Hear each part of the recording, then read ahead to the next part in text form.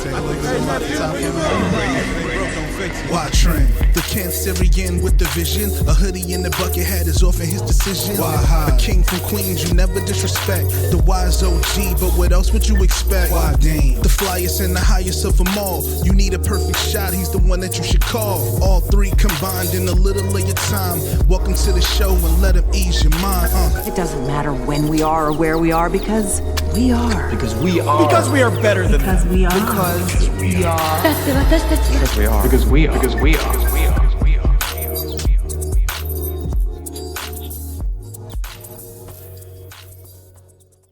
Transparent moment. Yeah. This is the second time we're starting to record this episode because, and I started off the first one by singing the Eagles flight song. And these motherfuckers, Jalen Carter proceeds to spit on Dak Prescott, get kicked out the game. They drive down the field and score a touchdown. So I don't fucking feel like singing this Eagle flight song right now, okay? So, hold on. I don't know. Hit the sirens real quick. Yeah. Yeah, there we go. Yeah. Yeah, here we are. Welcome to Because We Are podcast. Dame is here. I am here. I am at Trendalas. Hod._. Is it Hod.wave underscore? I forgot. It's underscore Hod.wave. Damn, that's gonna take a while for me to get to. But y'all know who it is. He will not be joining us today. He's come down with a little sickness, and he's in our thoughts. But full transparency, me and Dame are definitely tapping into the first football game of the year. And we are back, man. We are back. But yeah, what a start, right? What a start. First, I turned the game on. Somebody's getting carted off the field. Jalen Carter's walking through the tunnel. And I have no idea what the fuck is going on. I'm a big Eagles fan. Have always been a big Eagles fan. As you can see, my guy's a big Saints fan over there. He doesn't have to deal with any stress today. No. We are the Super Bowl champions, but that does not mean that things come easy. That does not mean that this season is last season.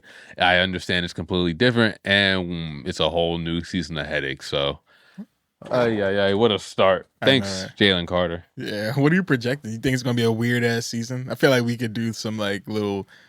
I don't know why, but maybe it's because of just the era that I've been in recently. Like I said, with the whole grieving and fall and just that transition and everything. But I feel like this season's gonna be weird. I just have a weird air around for sure how I feel things are gonna be happening this year. I mean, I'm definitely excited to see where it goes. I'm in 4 fantasy leagues, and I'm just very tapped in. It really keeps me engaged with watching the games and being active and stuff like that. But sometimes it be some weird ass years, man. Sometimes quarterbacks get hurt in the first drive and are out pretty much for the entire season. So you never really know how things are gonna go. So yeah, a whole lot can happen week 1. The NFL has implemented a whole bunch of changes, or a few changes at least.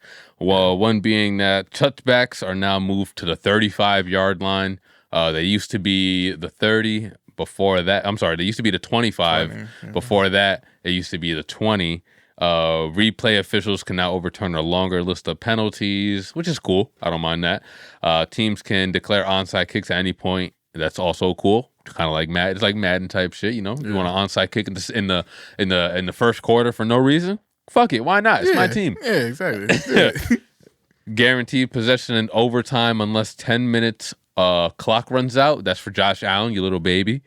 And this is one I think I disliked the most. Virtual measurements will replace the chain gang for first down. So no more of those old men running down the sidelines with the fucking things.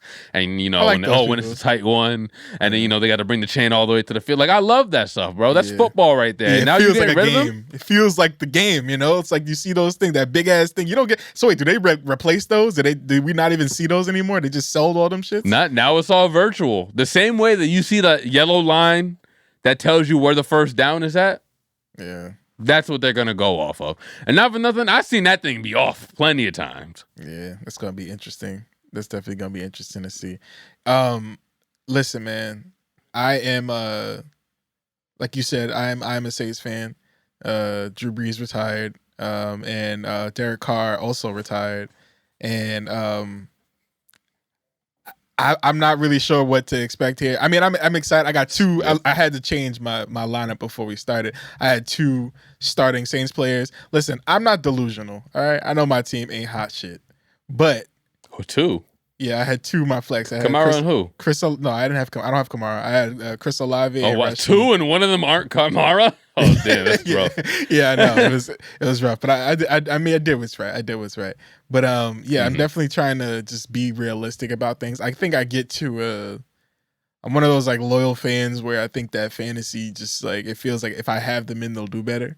But that's not always the case. I feel the opposite, dog. Yeah. I love me some Jalen Hurts. I think the only time I ever drafted him, my team did the worst it's ever done. And it's not only do I suffer, but the Eagles don't play well either. So just try to avoid my guys. I do have Saquon in the league. I'm in 4 leagues, so I have Saquon in one. I have AJ in one. So I don't have too many on one team. I try not to do that. Okay. Yeah, that's fair. As a commissioner, how do you feel that the entire draft? How are you feeling about your chances this year? I think I drafted pretty well this year. I think some drafts, I made some risky plays. I got some guys that aren't guaranteed to play within the first few weeks. Some of them suspended, some of them not signed to a contract, some of them hurt. May not play for the season. Joe Mixon, but I got them in the IR. I got them stashed away. I got Jordan Addison on a couple teams. He'll be back in week 3. I think he'll be a solid wide receiver too, next to Jettas and JJ McCarthy. I do have him starting our quarterback in one of my leagues. So I think if players pan out the way they're supposed to pan out, I think I'll be okay. I think I drafted pretty well. What about you? That's good. I think I'm good in like 2 out of my 4 leagues. I won last year in one of my Yahoo leagues, I was in second place in one of my Yahoo leagues last year, and I was in first place in one of my Yahoo leagues last year. And the commissioner in that league, nigga. Nice. What happened? He said, "Say Yahoo ass nigga." Yeah, nice. Man, I be Yahooing, bro. I be in there Yahooing. And we, for the first time, he wanted to do keepers. The commissioner wanted to do keepers. So I was able to like keep some people from last year's league, which was cool. I didn't get to really choose. He kind of chose for us, but I got to keep like Lamar and Mike Evans. But like, he kind of chose who everybody get to keep. But honestly, bro, it was really because I just been so busy, and so it's been hard to kind of like get in touch with get really back into it fully. So I really wasn't even like looking at the stuff. So he picked who he thinks that I would want. And Lamar is pretty cool. I think that was a pretty solid choice for me to pick. Mike Evans.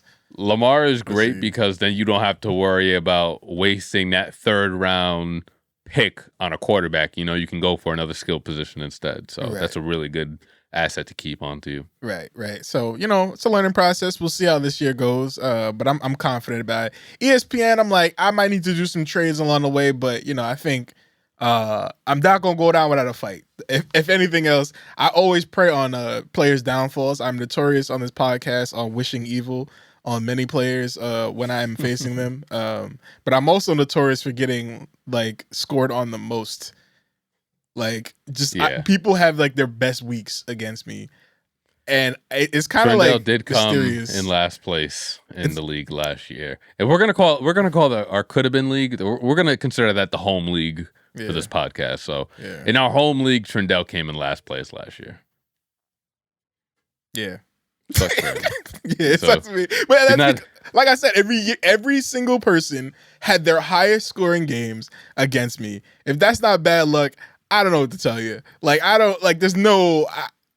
can't defend against that. You know what I mean? Like my people do what they do. They come in, but like where people are on and they have their highest scoring games, it's just what can I really do? Yeah, not much you can do about it. Beat me to a pulp at that point. But I think I'm gonna go down fighting. I did get like a F for my draft rating, so I'm pretty sure I didn't check it, but it's pretty bad probably. Which, in the home league, I think you were last on there too. Yeah, great. But you know what? I'm in the spirit of Hod. I'm taking his place, and that's fine with me. But other than that, bro, I'm just like, I think I talked about this before, but in terms of being in fall, touchdown Philly, maybe. I can't tell. But or maybe you're kind of ahead of me. Maybe. I am excited for fall. I like fall. I really do like fall. I like everything that it Love brings, fall. the aesthetic, all that stuff. Like the breeze in the air, like when I'm prepared for it. But I feel like going into fall is the worst part for me because it goes from being super hot and comfortable and I like wearing shorts. I don't like wearing a lot of clothes. I don't like being restricted as much. But you go outside and you feel that first breeze for the first time and it's just different, man. That's the hardest part for me. Once it's already fall and I've already accepted that summer's over, then I can enjoy myself. I got you. Then I can. I enjoy love myself. fall. I haven't had a good fall in 5 years now since I've been down in Miami. Yeah. We get no, we don't get a fall period. I mean, we get like a cold. Excuse me. Winters. We get like a cold front, in like November, December for like a few weeks, sometimes a month or longer. But then it's right back to sunshine and rainy storms and shit like that. So I miss it. I loved it when I was out in San Fran. I loved it when I was out in Jersey more so because it was more green and you can see the colors change a lot more. But yeah, man, as much as I love being able to go to the beach in Halloween, you know what I'm saying? Yeah. I also miss, just like you said, the aesthetic of the fall. Do people like be celebrating oranges Halloween and over shit there like as that. much? Like, does it like? Yeah. But it's not the same, bro. I'm telling you, Halloween and Christmas specifically do not feel the same because there isn't that coldness to it. Like things are more scary when you're freezing cold outside. I'm sorry. It's not. Maybe it might not be as fun. Like I did, like those outdoor haunted houses. Those you could have a lot more fun in because you can spend a lot more time out there. Like I did Great Adventure in San Jose when I was in California, and it was pretty warm, and that was cool. I don't know if I could see myself going to Six Flags when it's fucking 30 degrees outside and be like I'm just not beat. Yeah. But in terms of like just the ambiance and just like the spookiness of Halloween, that adds to it. Like Christmas doesn't feel like Christmas at all. You know what I'm saying? Like it's just palm trees and green all the time. Like there's no white Christmas. Nobody down here knows what a white Christmas is, bro. Yeah, they literally are dreaming of a white Christmas down here because they will never see it. Yeah. All you got is like online videos and shit like that. Yeah. Like, that's what you have to look at. It feels like kind of like my uncle when he saw snow for the first time, bro. He was like a little kid. Damn. He was like a little kid, born in Miami his whole life, never seen snow until he was like 35. Crazy. yeah. I'm making that up, but yeah, it's all good. It's all good. Traumatizing for sure. I was gonna ask, like, what type of fall activities can you really even like do in Miami? Like, do you have like, because I know like fruits and shit like that and vegetables in season, like pumpkin picking and apple picking, all that stuff. Like, yeah, they have right. stuff. They have that out there. Yeah, they got pumpkin fields and stuff down here. Yeah. Okay. And I didn't know if it was fields, because of the apple weather fields and that shit like things be growing. How differently authentic out there. are the pumpkins? Mm. I don't know. Yeah, but not they have them down here for sure. Okay. We cut off Hod last week when he was talking about his fall plans of doing, the stuff with the dudes at the Regal. It actually did really sound cool. I do want to apologize for not giving him that space. We did say that this week he'd have that space to say what he was saying, but basically I think he was saying that he's talking with the people at the Regal and basically planning a movie, like a marathon kind of thing for everybody to kind of get into spooky movies or like old classics to watch in the theater, which is really cool. It's just the presentation wasn't, we didn't give him a fair chance to say that. Rightfully so. He wouldn't do, honestly, he probably wouldn't let us get that off either. So I think we did the right thing, I think we For the greater good of the pod. Yeah, I think we did the right thing there. One thing I do want to address before we get started on some other topics is I think it's really cool that people are finally noticing that you wear a bald cap.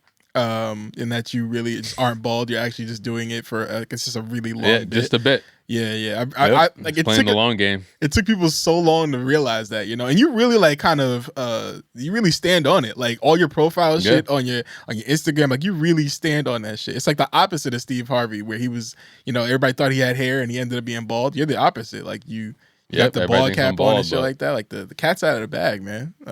Yeah. But I draw a lot of inspiration from Dash EXP. You know what I'm saying? Yeah. If you hide what's over here, nobody, you never have to reveal it. Yeah. And that's okay. And then when you do pop out, niggas just question like, is that really? Like, no, it's just a ball cap, bro. Come on. Yeah. And it's never, I'm an entertainer. You're always wearing caps, really. So it's like, it's like easy to hide the ball cap, So I think that's awesome. I think that's awesome that you have that mystique surrounding that, and I think we're gonna get some more great comments on that. Definitely a lot of aggressive comments. People who really listen to the pod know the real answer though. Yeah, that's true. They know the real answer. Yeah. We're gonna start putting out polls. Like, do you think Dame's really bald? Like some conspiracies. I want the think pieces to happen for sure. Bro, I watched Man on Fire today. I forgot. First of all, that movie's great. Amazing. And I'm just surprised again that it wasn't on the list. But also, he was an alcoholic in that movie as well.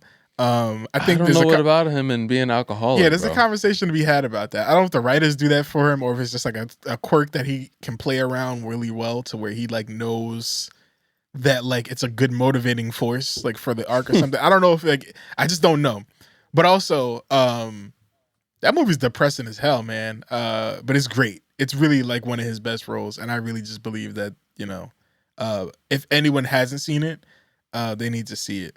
And it was a great conversation that we had where, in case you missed it, if you're listening and you didn't check out the clip, we played it because we feud last week. Full thing is on Patreon, and the short video is on that out.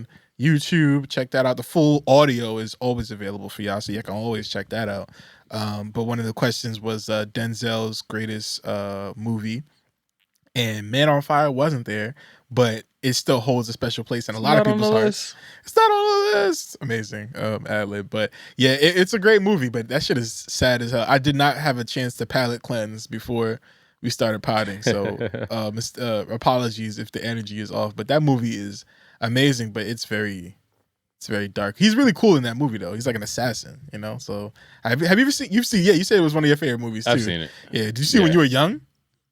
When I want to say I was in my teens, and I was just like binging Denzel movies at a time when I was in college. I gotta do that too. Yeah, I was like sophomore year of college. I was just like bitching his shit. Yeah, honestly, bro, I feel like there's a lot of like really cool visual techniques that they use in that movie.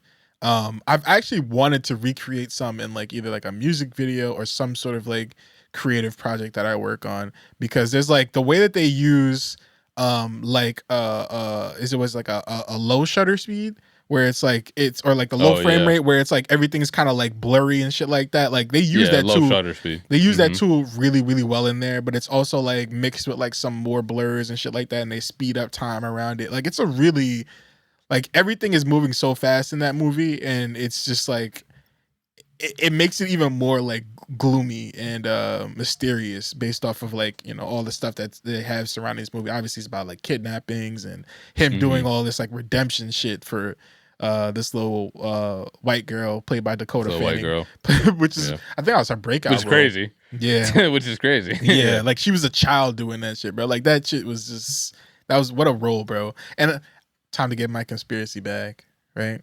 Where's my X-Files music? Yeah, with my I have a conspiracy that they casted Dakota Fanning alongside Denzel Washington because Denzel Washington was the hottest thing out in the time, and they wanted to give her a proper chance to shine being next to one of the hottest stars. I feel like that's why they did that. Is Dakota Fanning a nepo baby? Fanning does sound like a last name that like is hot. Yeah. Her parents, Stephen Fanning, Heather Joy Arrington. Let's see. Stephen Fanning is an actor. Judging Amy. He just seems like a regular ass person. And then Heather Joy Arrington looks more famous than him. Her mom changed the course of her career. I'm gonna look at Dakota Fanning and look at what her her grandfather was a quarterback for the Eagles. Oh, well, look at that. Yeah. So that money supplied her career. You don't really see her that much these days either. And her grandmother was an American sportscaster and reporter. Would you look at that? And her sister, no, her sister's younger. She's also an actress. Yeah. Her first, let's see, where's Man on Fire? Was one of her first roles. She was young as hell. Her first role was like Father Xmas, all this other shit. Like, I think Man on Fire was probably, oh wait, no. She was in Charlotte's Web. She was in The Cat in the Hat before she was in Man on Fire. Wow, what a... She was the girl, the main girl in Cat in the Hat? Yeah, she was. I think when was Charlotte's Web? Charlotte's Web was like what, 08? Charlotte's Web was she was in that too, I think. So 2006? And oh, that might have been a little after. Cat in the Hat was 03, Charlotte's Web is 06. Yeah. And she was the English dub for My Neighbor Totoro. I'm telling you, bro, when you watch these Studio Ghibli films, listen, dog. Listen, and then go look at the cast after, because you'll be surprised at some of the people that take roles in these films. Like, they get some big name actors. Yeah, for sure. Also, she was in Equalizer 3, which I'm sure she linked back up with. Oh, wow. Yeah, that's cool. You know? You think they made any like references like I hope in so. in the dialogue? I hope so. I'm gonna Google it. I'm definitely gonna Google it and find out. But I feel like that's a layup. You can't not reference like one of the biggest films that y'all were in together. You know what I'm saying? So I think that'd be pretty cool. But other than that, man, especially Denzel, if he's saving her in the scene. Yeah, I know, right? I need to find. Have I seen you before? Didn't you die? Oh, sorry, spoiler.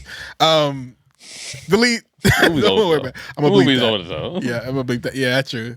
But spoilers still count, though. I can't, like, you can't tell people to watch a movie and then spoil it. You know what I'm saying? Like, there's still some, like, there's a lot of classics that I haven't seen. You know, like, I know the ending of Fight Club, but I feel like if it's a great movie, as everybody's saying, I feel like I'll still get surprised by it. You know, just things like that. I feel like there's still the possibility to enjoy it without more spoilers than the most. But I know the ending of that movie. I'm pretty sure a lot of people like classically reference that anyway. But other than that, bro, let's get into some music stuff, right? We listened to some things last week. Joey came out with what I think is a really great album. A little short, you know, definitely shorter than I thought it would be. Love me a short album, but yeah, that's fine. But it's shorter than what I thought it would be, and I think it's because it's really not like, it's not much of a concept, you know, built around it. Like, you know, I think 2000 felt more of like it had like a world built around it. You know, this kind of felt like it was absolutely. This felt like it was just like songs that he really wanted to put out, like sounds that he really wanted to experiment with. It felt like very New York, which I thought was awesome. Yeah, it was great. I mean, I started listening as soon as we finished last episode. And when I got to I didn't like the single Dark Aura that came out, you know, but it's grown on me now. Yeah, it was all right. Yeah, it was all right. I didn't, you know, but like now that I think of it as like an intro to an album, I'm like, all right, that's fine. But then I got to track 2 with West Side Gun, which I heard that. Like, that was pretty great. Did he drop that before he dropped like a snippet on like Twitter before the album came out, right? Because you said you'd heard it. I don't know. Well, by the time we had finished recording, it was already, you know, I think the album might have already been out. But I didn't hear the album first. It was already after midnight, and then I saw somebody I posted a song with West Side Gun. Then I went to Spotify, saw the album was out, and then I texted you guys like, "Oh, I gotta hear this in the morning." Yeah, it was crack. It was pretty good. Like, listening to that, you know, West Side Gun's having a pretty good year. I mean, we don't have to talk about his album. I know you said that you didn't like it that much, but we don't have to deep dive into it. I will definitely check it out, and then we'll have a conversation about it. Maybe because I'm getting mixed bags about like just certain types of like highs and lows that he's having here. It's funny, Chance, Joey, shit like that, highs and lows. But also Earl dropped too. We'll talk about that later as well. I don't know if you had a chance to listen to that, but I heard a few songs. Yeah. But back to Joey. So then we get to track 3, right? Which feels like the most New York type of sound that I've heard in a while. Like old school type of New York. Bro, it just brought me back to, what was the name of that song? Superflea, right? It's like Superflea or something like that. All caps. By who?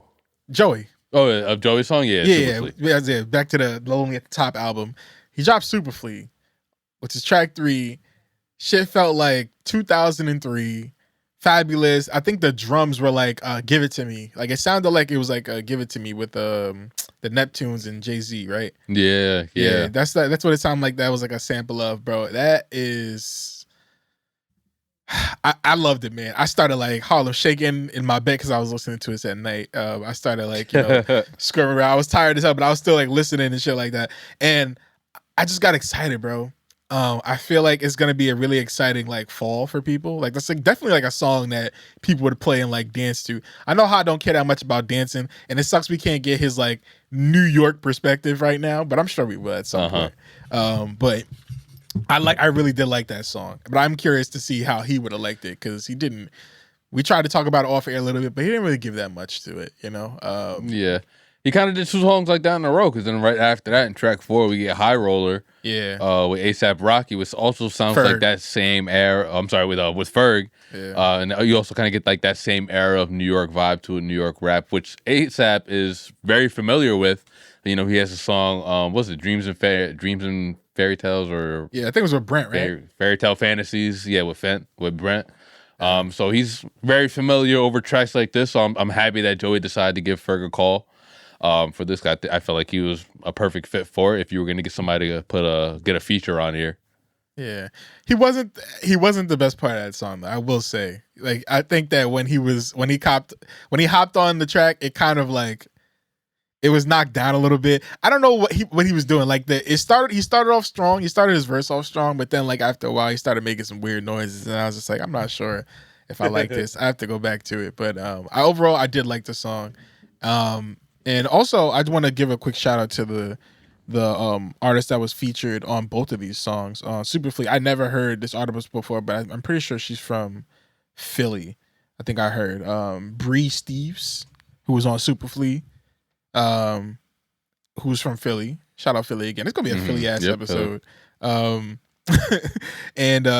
what's his name? Kel's Too Busy, who was on High Roller, and I think he was doing the hook. It sounded like, which is really cool, and sounded good. Like there's a lot of like Zakari / like Weekend sounding people doing hooks. And I eat it up every time, bro. It's always like it's always sounded good to me. And then in the next track with Ready to Love, Ty Dolla $ign, bro. I did not realize that a lot of people really don't like Ty Dolla $ign that much. How do you feel about Ty? I don't mind Ty Dolla $ign. I like Ty Dolla $ign, but this is my first skip on the album. I wasn't really caring too much about this song. Really? No, not at all. I mean, it did sound like I feel like if you've heard like one good Ty Dolla $ign song, you've heard pretty much. Yeah, he's very consistent with like the stuff that he does, you know. But there's not much like, you know what you're gonna get when you see Ty Dolla $ign on a feature, you know. Yeah, so this sounds like your average Ty Dolla $ign. Feature. Yeah. So Ty Dolla $ign fans will definitely like it, but people who don't like him, I mean, it's just gonna be consistent. Like, he's not changing his style up. You're just gonna continue to not like him because he's gonna keep doing the same thing. I didn't hate it though. I pretty much liked it. There was like a run for me from like track 2 all the way to like pretty much the end, right? Like I pretty much liked everything going up into that point. Got to BK's Finest with Rome Streets, hell of a verse. I loved this song. Yeah. This song felt like you could have put it on 2000. You could have put this on 1999. Like, this song fits like any era of Joey Badass. And Rome Streets, I feel like, was a great, addition onto that. I'm a big Rome Streets guy. I'm loving how he's getting a lot more placements on these albums. He's not being left off on any one of them, like from producer albums to like big name rappers like Joey Badass. Now I'm really happy for Rome Streets. It's only up. Yeah, and CJ Fly was on there too. I'm pretty sure CJ Fly is Pro Era. Yeah. But it was also produced by Static Selector, which if y'all listening and y'all haven't checked out Static Selector's like producer tapes, I think like one was called The Balancing Act, and there were a couple other ones that came out, but he collaborated with Joey a lot on like those like producer type tracks where he just has a bunch of artists come on and rip on his beats, and it's always been great every time I listen to it. Balancing Act is a great album example of that. I could be wrong, but I feel like I feel like Static is the only producer that Joey's ever done something like that with. Yeah, especially outside of his own camp. Yeah, I can't remember anybody else that has. But I like when rappers have that chemistry, right? Like there's like certain like We see it a lot with like the way Freddie Gibbs and with Freddie and Alchemist and stuff like that. And Freddie Alchemist, Freddie and Mad Lib. Yeah, Q loves Alchemist as well. He says Alchemist is one of his favorite producers. So they have that like type of chemistry too. It's not on the bigger scale like dropping a whole album, but I'm sure they could. But like Kendrick and Soundwave, like all those types of producers that like come up with things. It's really. I love rappers really cool. in general who will just sit down with the producer and make a whole piece of art. Because they're like, yes, there are producers that do it, but there are rappers who truly enjoy doing that shit. Like rappers, like West Side Gun, Benny the Butcher does it all the time. Conway does it all the fucking time. Nas and Hit Boy. Nas and Hit Boy as of lately. Like I love when rappers can find somebody that they really gel with, that they really can finally get, especially like Nas later in his career, can really sit back and be like, yo, this guy, he's giving me something that in my 20, 25 years of doing this thing, I haven't been able to reach before, or I haven't been able to do before. And I just love it when rappers are able to almost put that pride to the side. That's on both sides. When both people are able to put that pride to the side, get together and collaborate on something equally. With both their names on it, more importantly. It definitely gives a chance to like really. It sounds like, I don't know if this is always the case, but it sounds like there's like always a time where they're in the studio, and they're kind of just like being, like creative together and forming things together, and like just it feels more authentic and creative in that process. So I think that's really cool. That's why you see rappers get that producer credit sometimes, even though they're not producers, but they, you look at the credits and they're right there under the producer. That's probably why, bro, because we sat with this producer. He didn't just give us the beat. He didn't give the beat to the engineer, and the engineer just mixed my voice in to make everything sound good. Like, nah, we sat down and collaborated on this. And that's how it should be. Yeah, for sure. But then we had after that, a couple more tracks that I really liked. Underwater was cool. I think the beat was different. Yep, I loved Underwater. Yeah. And then 3 Feet Away, also loved it. Speeding Through the Rain, great. And then we had that track with Still with Ab-Soul and Rap. I'm sad that Rap didn't get a verse, but it was still great. She still was great on the hook, but it felt like criminal to not have her on the hook. Hey, man. Hey, hold on. Let me give my boy the proper entrance, man. Hold on. Where's the fucking multiple.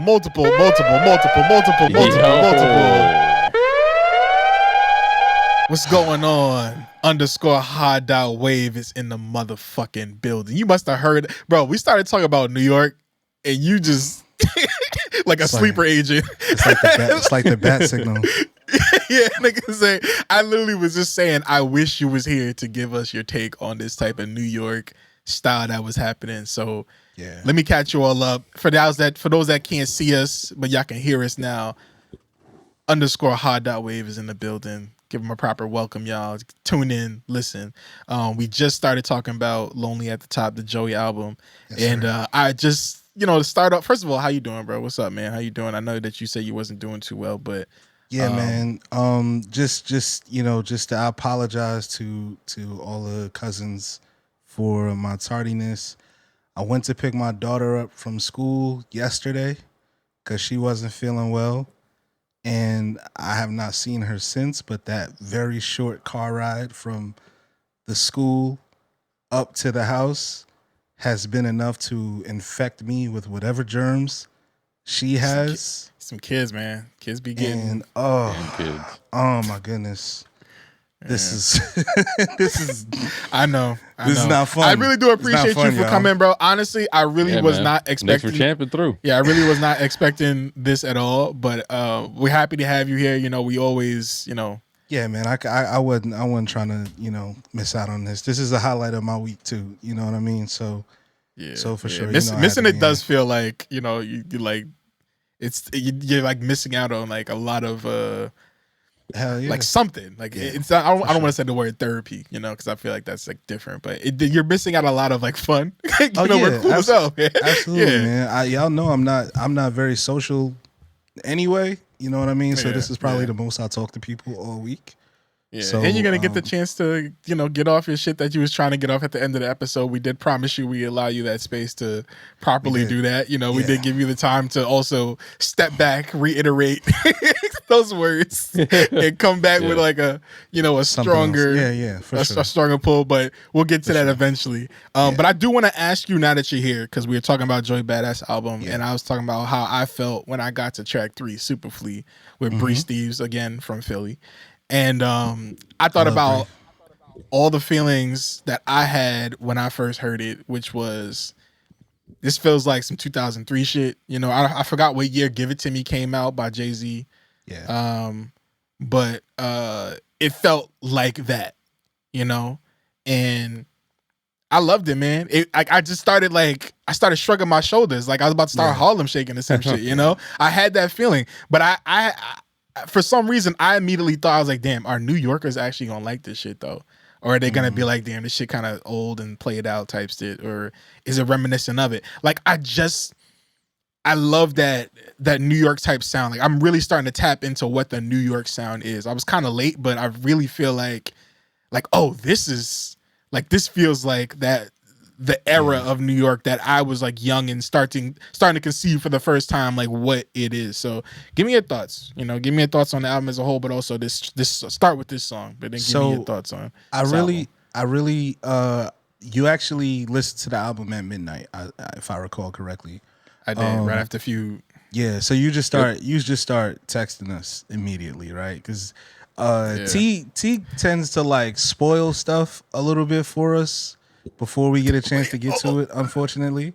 But I get it. He's just giving us his early thoughts, so we appreciate it most times. Man. For sure. I was excited. Sure, I get it. Yeah. So when I heard it, I was like, okay, I see exactly what he's talking about. But there's a little something missing. Oh. There's a little something missing from it. It sounds like an imitation and not necessarily Mama's Cooking. You understand what I mean? It just there's a little bit something, a little like a knock missing. I kind of think the idea is, Joey has a laid back flow, Fab has a laid back flow, so let's give him a holla back youngin style song and like just see if he can flow over it, similarly. And again, it sounds like, my example is always like, it sounds like if, what was the name of the show? Empire? Like if Empire had a character that was supposed to be like a parody of Fab and like was like doing a song. That's what it sounded like to me. Now, again, the production is good. Joey was kicking that shit. I love Bree Steves. I wish Bree Steves made more music. I think she's a star. But I never heard of her before this. I didn't see her anything else, but I got to check out her old stuff now for sure. Yeah, she's good. She's good. She can rap. She can sing. She can dance. She's gorgeous. You know what I mean? She's just one. Honestly, I kind of feel like a lot of times those like triple threats, those people with like all the stuff, they kind of whack a little bit because like, why are you so good at everything? And like people can't really like relate to them for some reason, and it just like turns people off.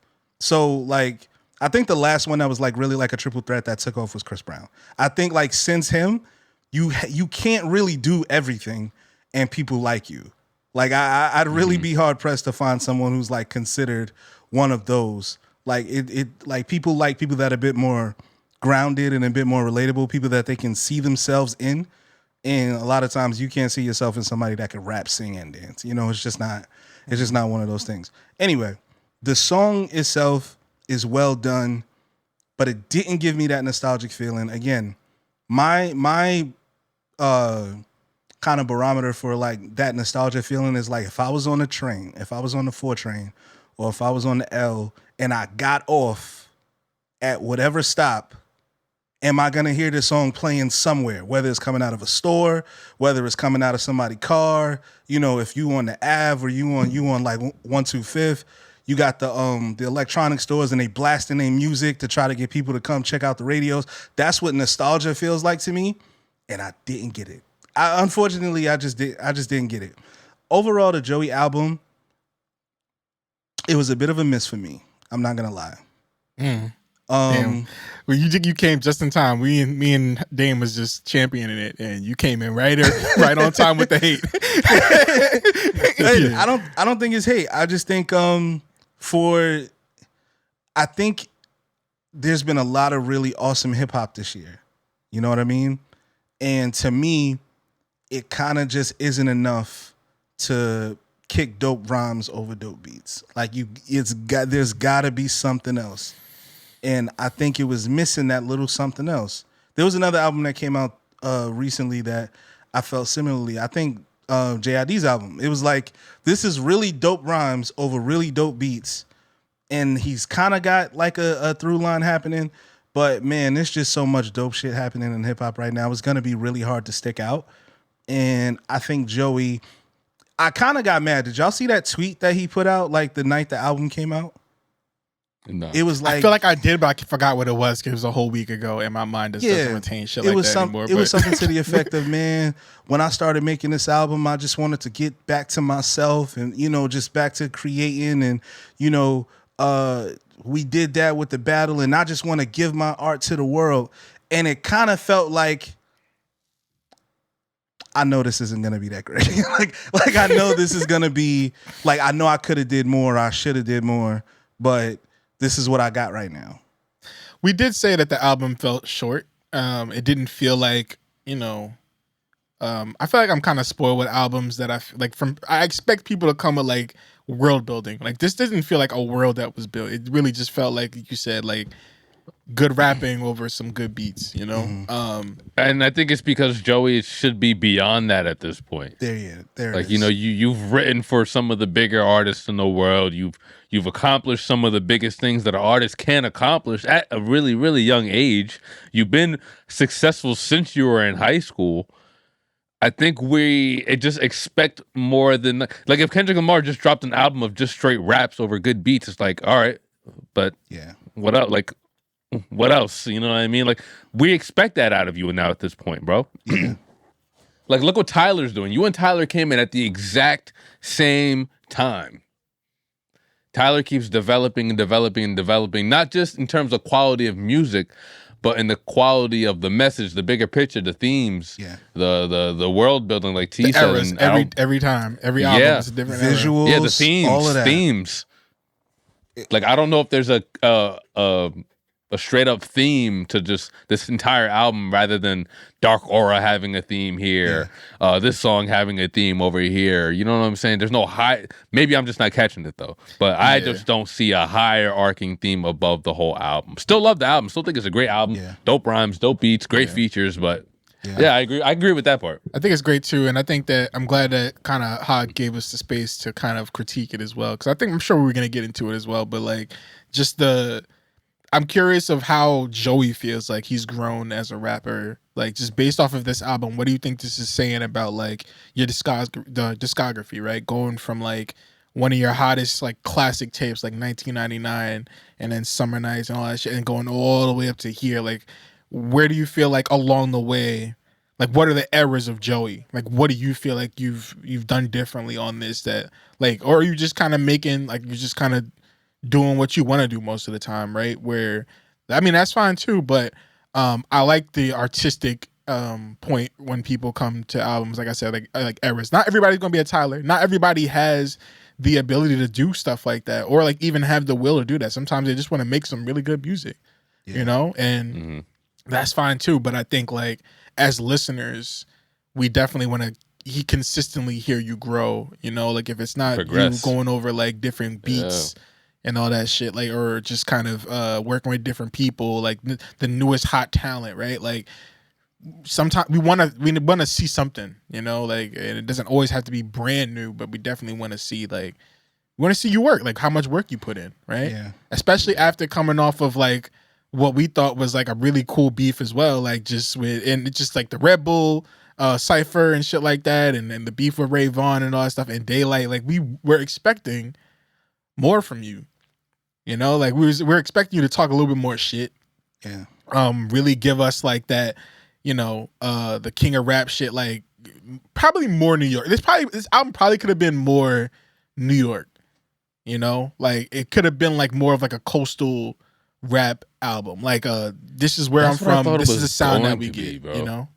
I thought, especially after those first few tracks, like the Brooklyn's, not the Brooklyn's Finest, I'm sorry, what was it? Super Flea and a High Roller. Yeah. I thought off of those two songs while I was listening to it the first time, is he trying to do like an East Coast GNX? Yeah. Yeah. Is that why like he started this whole thing with Kendrick and then like now that would at least made sense. Like I don't know if I would have respected it, but optically, like, okay, I get it. All right. We would have, and it would have answered our question that we was just talking about, I think the week prior, where we were like talking about like the Atlanta album, Metro album, right? Where we would want like who would do the New York album, like who's gonna be the one to like give that like back and just, or who, like what type of producer and stuff like that. But Joey would be like one of the rappers on like that album or that tape or whatever it is that we get from it. So I agree. And I kind of feel like when you drop the rulers back January 1st, 2025, you taking shots at the king. You taking shots at the nigga on the top. Yeah. And then, you got these West Coast dudes taking shots at you.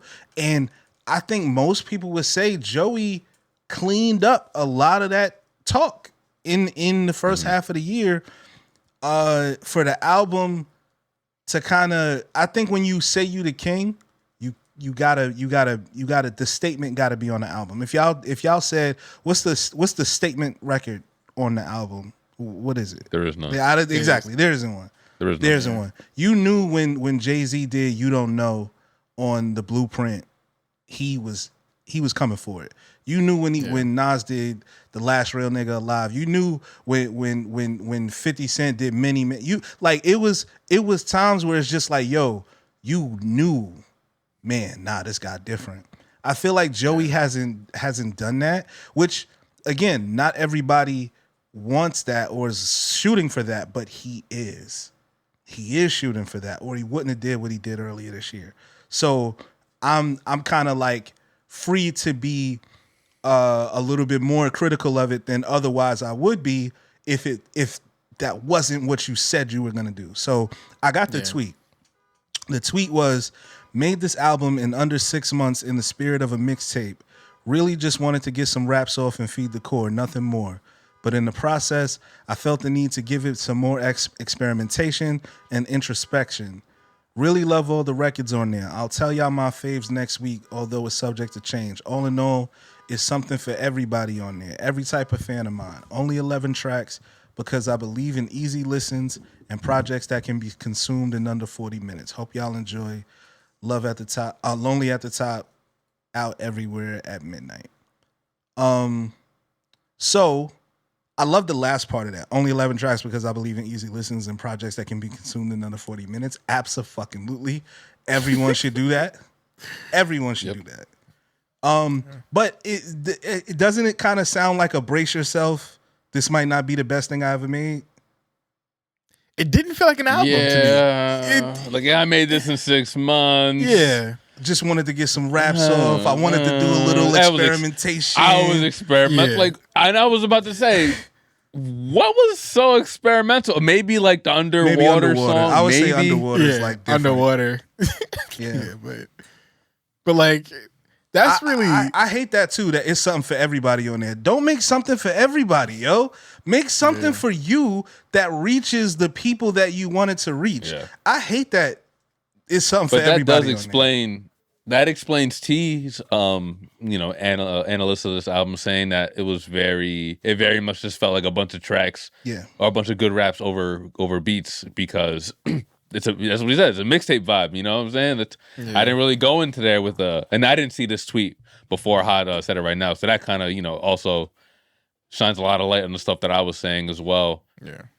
So okay. I mean, if that was the goal, then sure. Yeah, sure. Great. Kind of setting set your expectations a little bit lower. Yeah. Like, don't get the think pieces already and shit like that. Like, just vibe to this album. Now let's juxtapose that briefly with Tyler's kind of like announcement, like when he did Don't Tap the Glass, right? He kind of said a similar thing. Don't overthink this. Yeah. This is something that I'm just kind of doing because it's in my heart. It's just something that I want to do. But the entire project is a very niche project. He understands that it's not going to be for everybody. and he's focused on that idea, and he's creating the entire project around this concept. To me, the fear part is when you're either resting on your laurels, so you're okay, cool, I want to do some experimental stuff, but I also want to kick the dope raps that all the people that love my boom bap shit are gonna rock with. Bro, you kind of got to pick one. And I feel like Joey's kind of always done this, where like his debut album that people really, American Badass, that people weren't really rocking with, it was a similar thing of like, you're reaching for a commercial, but you're trying to feed your underground base. Yeah. And it's like, bro, people, like the way the world works, the way media consumption works, everyone is in their niche bag. Everyone is kind of comfortable. I have channels, bro. I talk to y'all about the Hamilton stuff. Like, I have whole channels that are just dedicated to like ancient history docs. You know what I mean? Like, when I want something from a specific, I'm going to a specific place. I'm not going to Walmart for everything. You know what I mean? Like, I'm going, most people are more into their specialist bags. You know what I mean? And like, you got TikToks that you go to for cleaning, but you also have stuff that you go to for hip hop. Then you got stuff that you go to for like dad content. You know what I mean? It's everyone has their niche. So like artists that are afraid to kind of like lock into their niche, it just feels like fear. It doesn't feel like the most authentic version of yourself. And also to Dame's point of him not seeing the message, because I didn't see it either, the message that he dropped before that. People are not always going to see that. You know? Like, people are not always going to see your, brace yourself, this is what this album's going to be like. Yeah. We still enjoyed the Tyler album. Like, I think we read the message while we started listening to the album. You know, like the whole dance album and shit like that. Because he also reiterated the message in the album at the very beginning. Yeah. Like, word for word. Yeah, so you don't always get like this chance to like. Here's what I'm gonna say. Here's and we can wrap on this too. But one of my favorite professors that I had in college taught me this lesson real early. Because I was about to show one of my projects, right, and I was kind of like giving like a precursor of like how I feel about it a little bit. And it was very much like talking down on it a little bit. Like, it was very negative talk about something that I put a lot of work into. I don't know if I was saying something like, yeah, you know, I didn't put as much work into this as I wanted to. And she stopped me and she said, all right, listen, you wouldn't talk about your kid this way. You know what I'm saying? Like, pretend this is your baby, right? Like, you are showing us a product of yours, and like, you need to be confident with your speak, like talk about it, like, but don't like give too much negative speak to it while you're about to show it to people. Because why would we watch it? You know, like, what is the point? Like, if you don't even feel that great about it, like, why do you want us to feel great about it? Like, what is the objective here? So just keep that in mind when you're presenting projects that you work hard on, right? And since then, like, I whenever I like do the creative stuff, I try not to go into it saying like, yeah, you know, it's not my best. Like, who needs to hear that? You know what I'm saying? That's not for them. Right. You know, and just give us the art, and we'll take it from there. You know what I mean? Like, we'll take the pieces apart. Like, context is always important of where you're at, maybe, but like the whole like, yeah, you know, this is just what I wanted to do. Like, it wasn't my best work. Like, don't expect all this, and that. Like, just give us the art, man, and we'll do the rest, you know? So I feel like people should stop doing that necessarily, because good art's going to be good art, you know, and it's not going to be for everybody. That message isn't going to like, oh, maybe it does. Maybe it does reach enough people to where he's like, yeah, this will win him over. Like, people will go more into it with an open mind or whatever, but I don't know. I'm just kind of sick of hearing excuses, you know, just give us what you want to give us. And then we'll decide how we feel about it from there. But overall, good project. Like, it has replayability for me. I'll definitely go back to it and listen again. And again, it's probably because it's a short album. But yeah, that's kind of how I feel about that. Hod, did you get a chance to listen to Sabrina Carpenter? I did. I did get a chance to listen to Sabrina Carpenter. Okay, so I'll start because I've listened to I think the least amount of content from it. Dame obviously having Jack Antonoff on his fantasy music label, which we learned this week that is basically Death Row incarnate over there. But we'll talk about that a little bit later. Them niggas is cash money over there. Boy. I don't know what he do. I don't know what he got going on over there, but it is that I'm building a case, bro. I'm building the case. Like the Rico is definitely about to hit the niggas with a Rico. For sure. Yeah. But so Sabrina Carpenter, A Man's Best Friend album that she dropped. And I listened to the first couple songs while I was in the shower, and I turned it off and turned on Blood Orange instead. But I'm not saying that it was bad. It just wasn't good. It just wasn't hitting me at the time. I have to be ready for certain pop albums, like certain things I'm just not ready for. But that I didn't expect her to make a song like this. I wasn't loving the single Man Child. It's not no Espresso. Espresso is my shit. Like I could listen to that shit wherever. It's very like rich for me. Mm-hmm. But Man Child, it didn't have that same feeling. And I don't know if she had any of those types of like, hot songs on this album the same way that she did like on the album that she came out last. What's it called? Juno? Was that called the album? I forgot what the name of the album that she came. Juno. Short and Sweet. Short and Sweet. What are you Yeah. talking about? Maybe that might have been the one. The one with Espresso and all that shit on there. Yeah. And Juno and stuff like that. But yeah, I didn't get to I didn't get to listen to the entire album. I'm gonna go back to it eventually. But give us your thoughts. Me or Dame? Who, me or out? Either one of you jump in. Yeah, I both heard it. So the whole thing. So y'all could. I had never listened to Sabrina Carpenter actively by my own will or any of this before I heard this album. Not because I don't like her, not because I hate her as a person, not because I think she's an awful musician.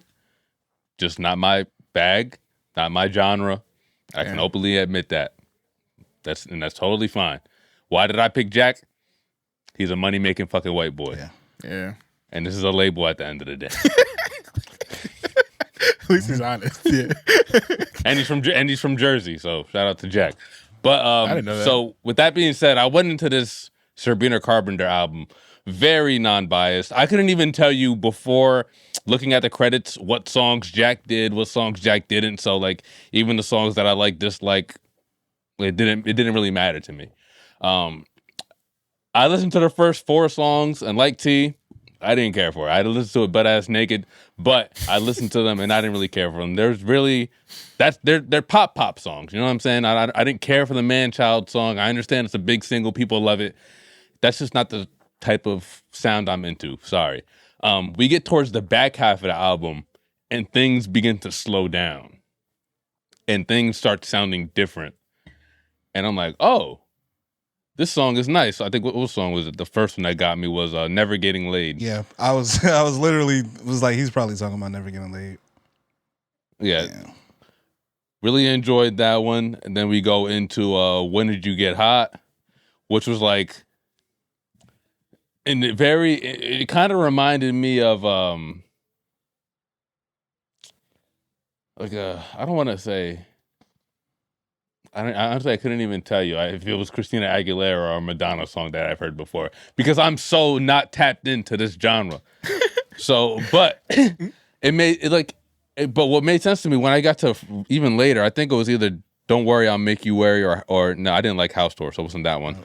But it made sense to me why she brought Earth, Wind, and Fire out there because I'm hearing like, okay, this is like some funky shit. Yeah. And clearly she was inspired by these funky ass niggas.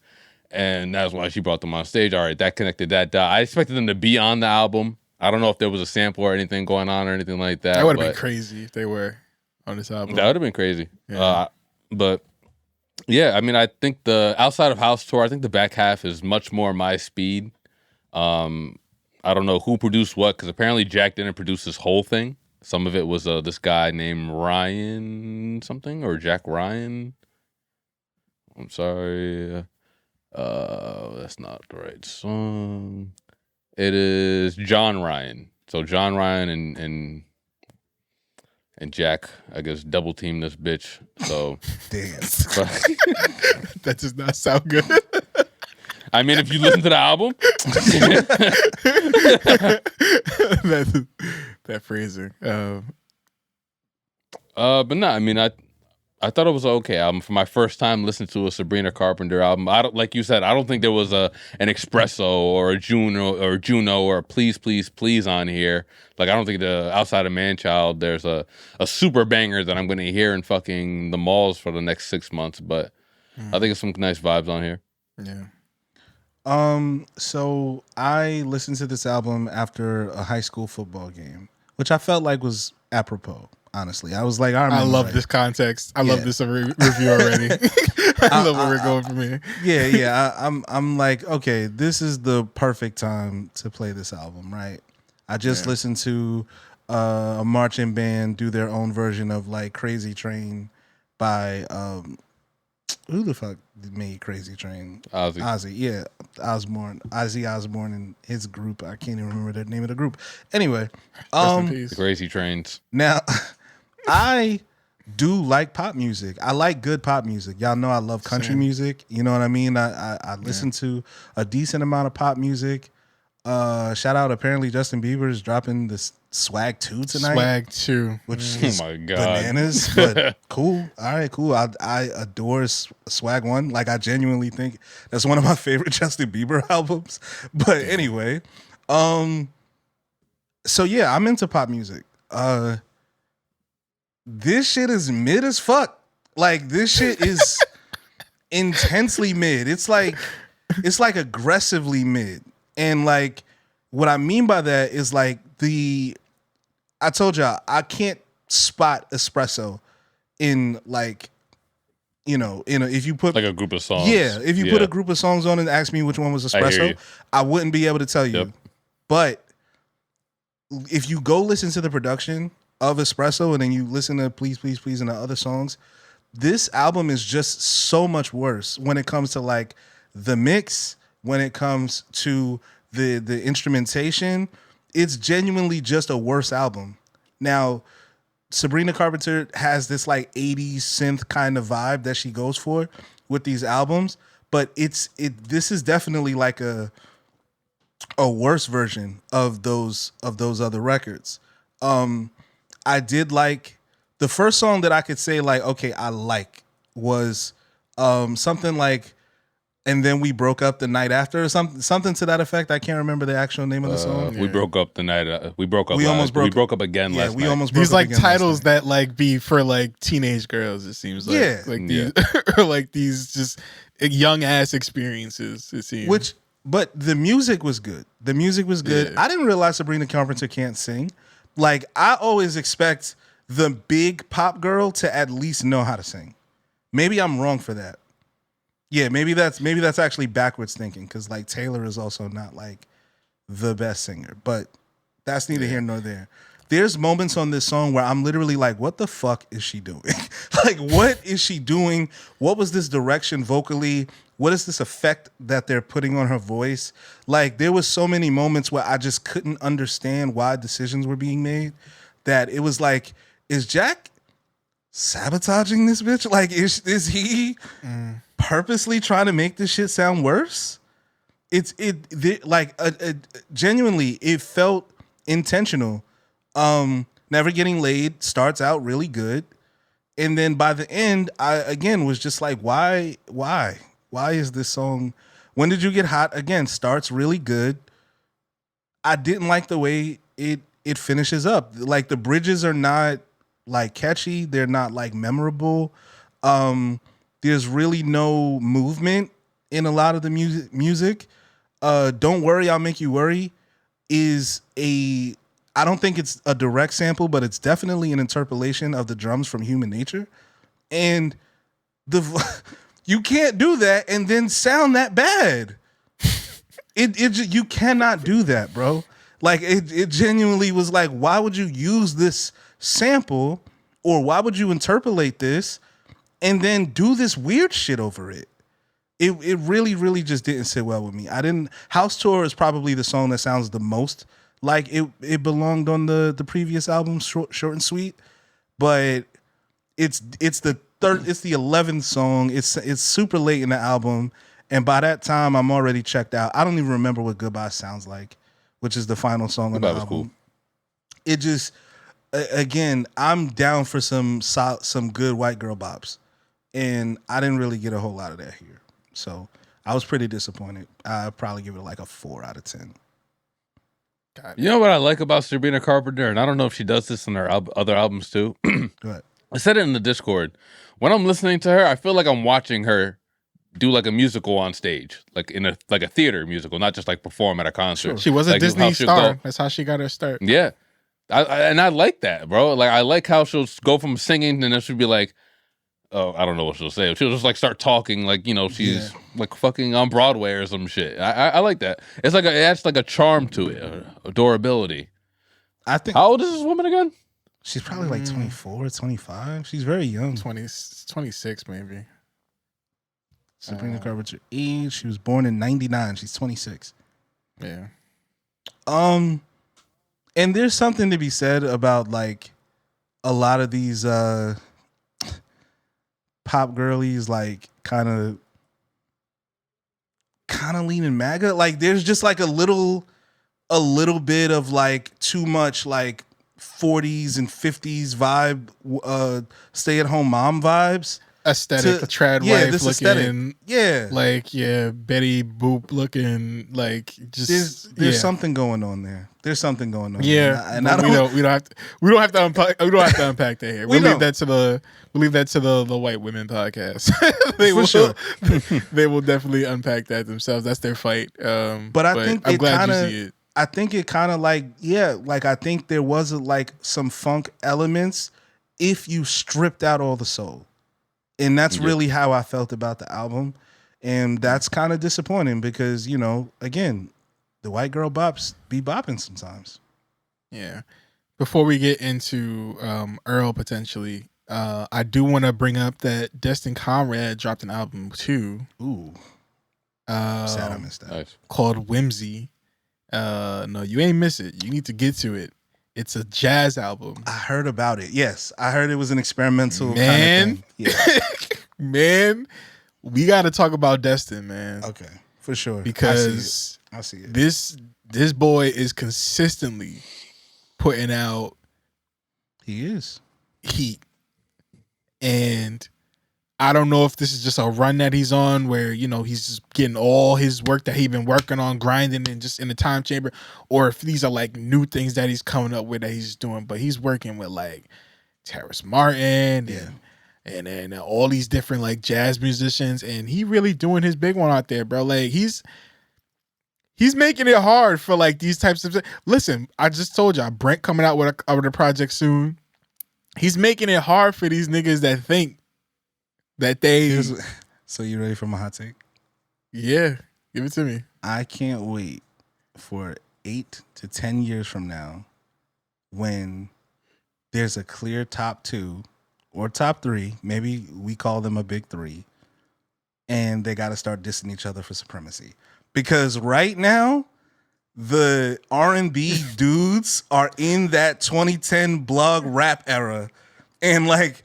Because it's like they're almost like giving each other space.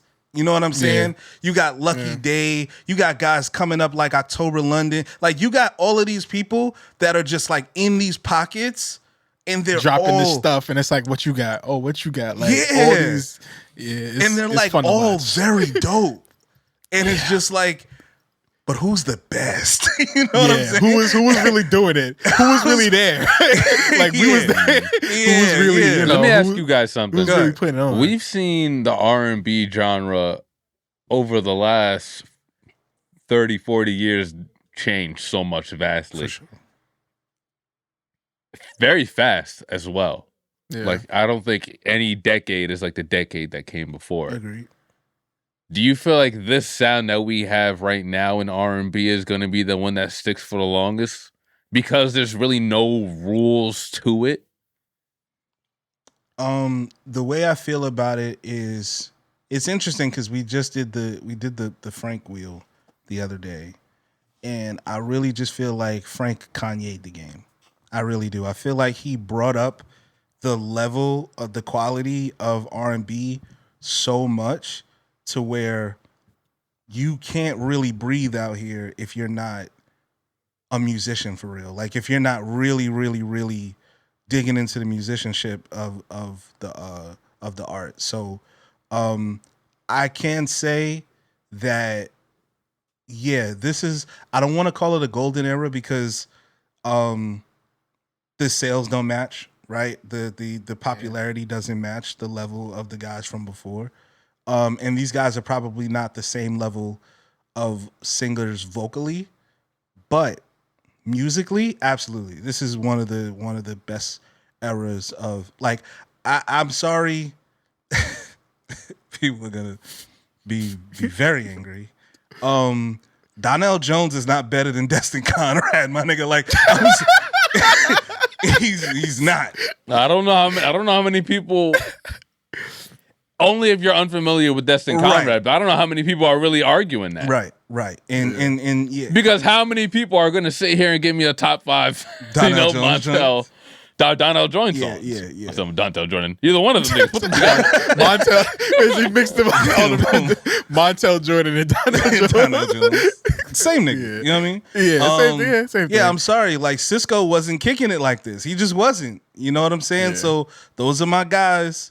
Obviously, there's the superstars, there's the ushers. You know what I mean? There's guys of that class, but there's like 5 R&B dudes right now that would smoke your top 5 from whatever era.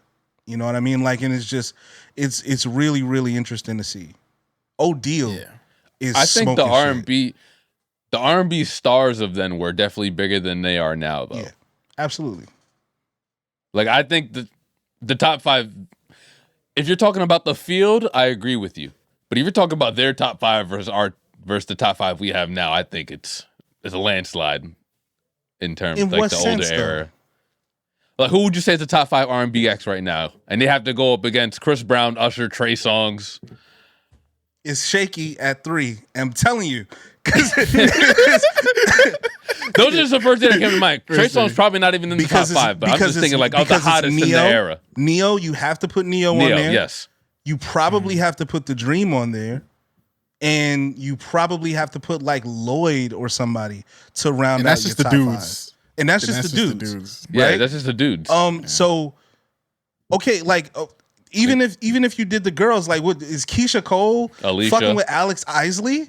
Absolutely not. You know what I'm saying? Like this, she's a fucking Isley. Like, I mean, yeah. There's no way. Is Ashanti giving it to Coco Jones? No, she's not. I'm sorry. No, she's not. She's not, bro. Not. But those aren't. I don't know if those are top 5 though. I mean, you have Alicia Keys. Alicia Keys is getting somebody out. Mariah of here. Carey. Mariah Carey's from Keys is not is that great. era, bro. Mariah Carey's era is like Faith Evans, Whitney Houston, obviously. She's from a different class. Beyonce.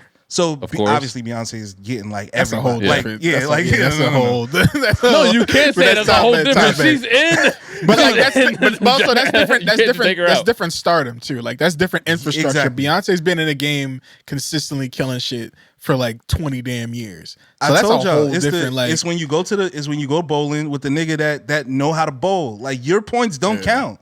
Like we're just not counting you, bro. You get your 300, you know what I'm saying? Your 290, and we gonna rock with this 187 and see who won. You know what I mean? Like, and that's really it.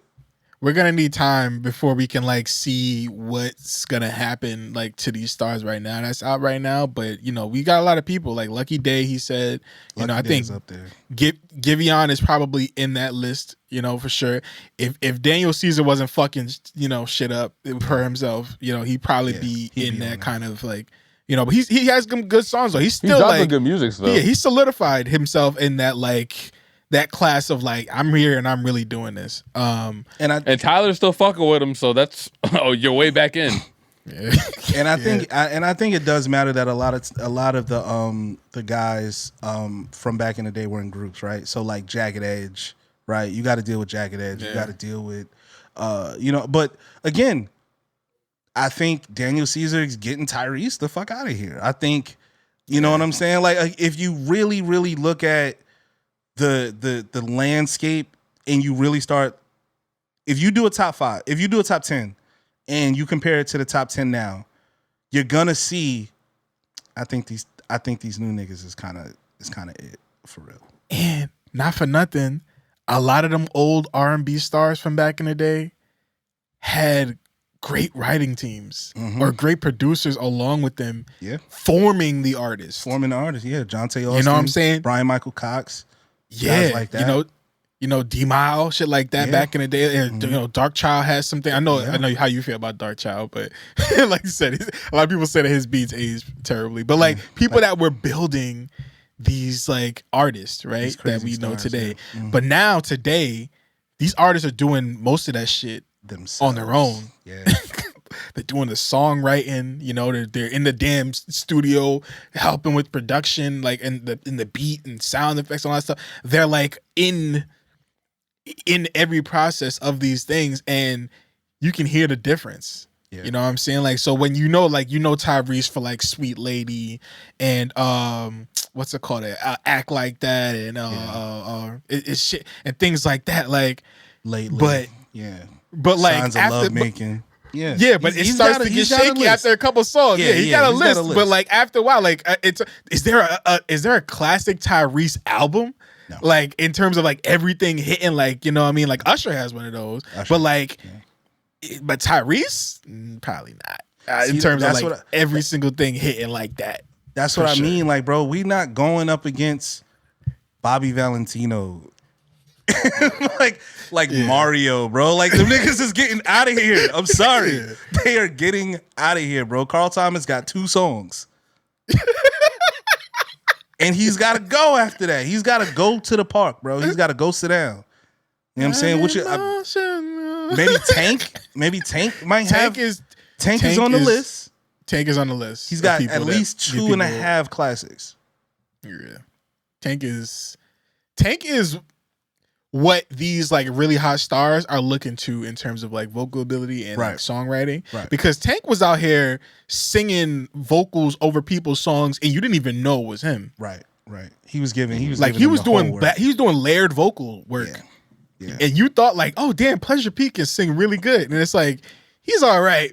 But Tank was doing them back. Tank was doing the background vocals. Tank gave Jamie Foxx a certified classic album. He gave Jamie Foxx a certified classic album. It's like Jamie Foxx, the comedian, TV star, dropped one of the best R&B albums of all time, and it was off of Tank's pen. So like, Tank is definitely one of them ones.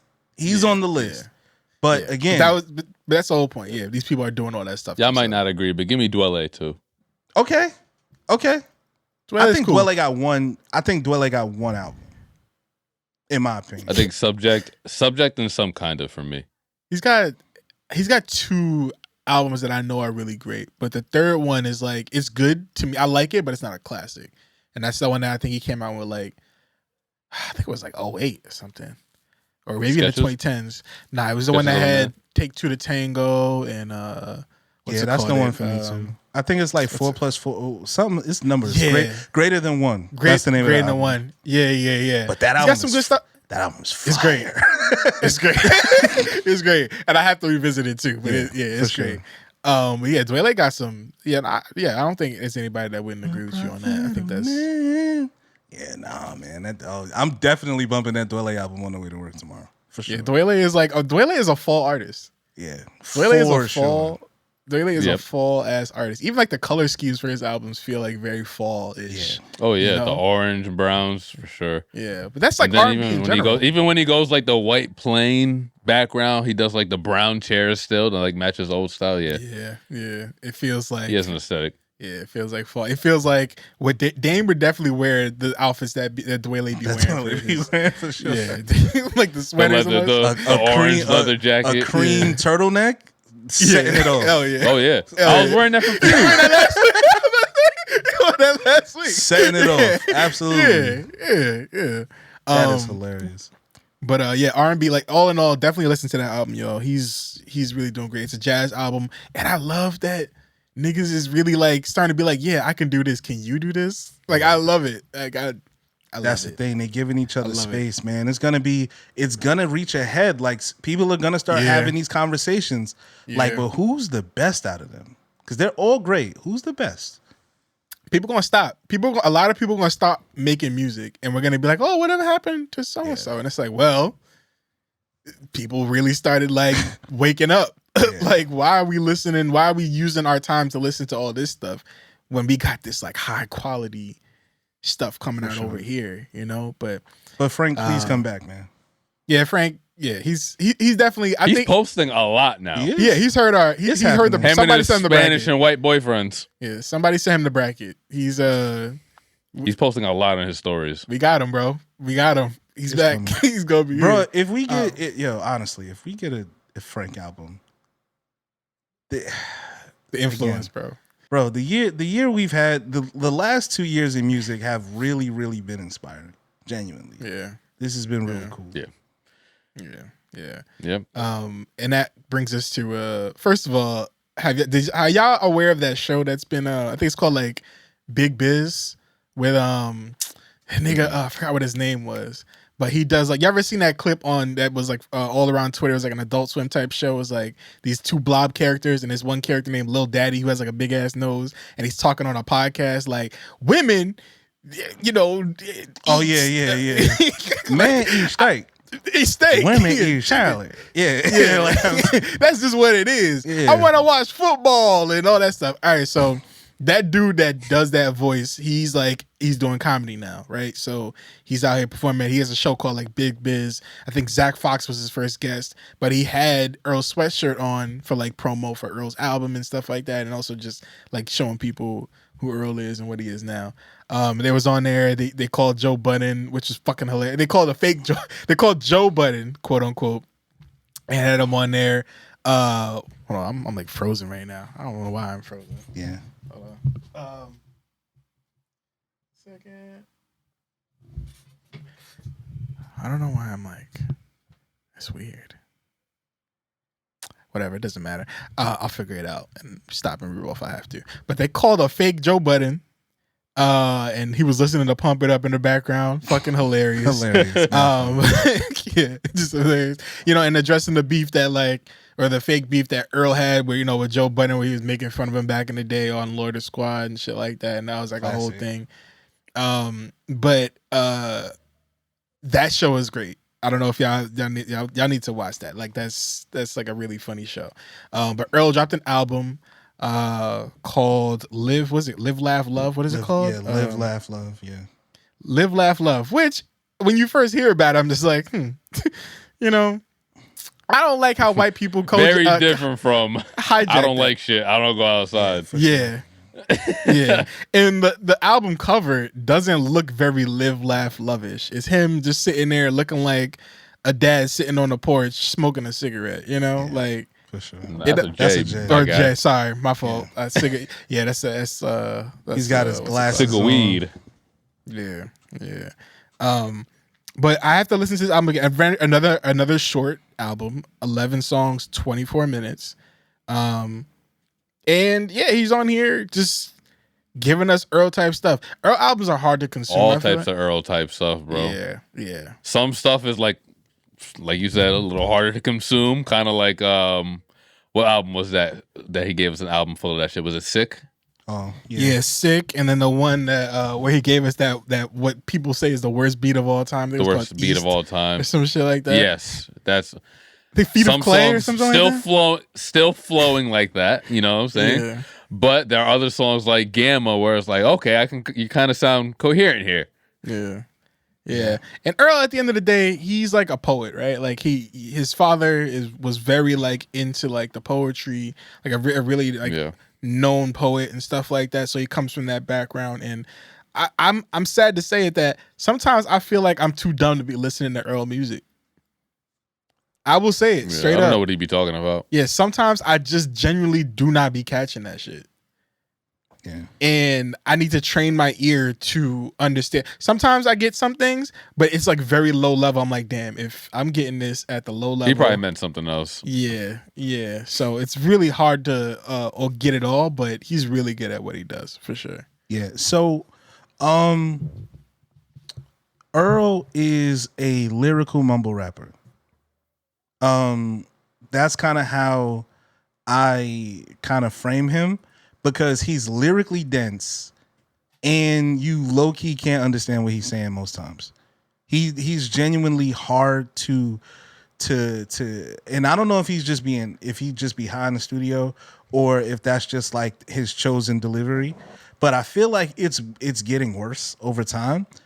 But his mind is incredible and his lyrics are incredible. They really, really, really are. I really, really enjoyed this album. I do agree it's very tough to consume, but if you give it your full attention, that man is literally one of the coldest rappers on the planet, bro. He genuinely is. So, sonically, it's got a lot. There's a lot happening, right? And it's almost like he's giving you more than enough space to kind of just pay attention to the music because he's so low key. But to me, it works for whatever reason, whatever frequency he's operating from. It works for me. It works for my ears. I listen to that album a lot, and I'm gonna continue listening to it. It just hit my ear right. I really enjoyed it. Even just the intro, the GSW. I'm assuming Golden State Warriors versus Sacramento. Just good raps, and I just feel like he does sound like he's in a really good place. He sounds like genuinely happy.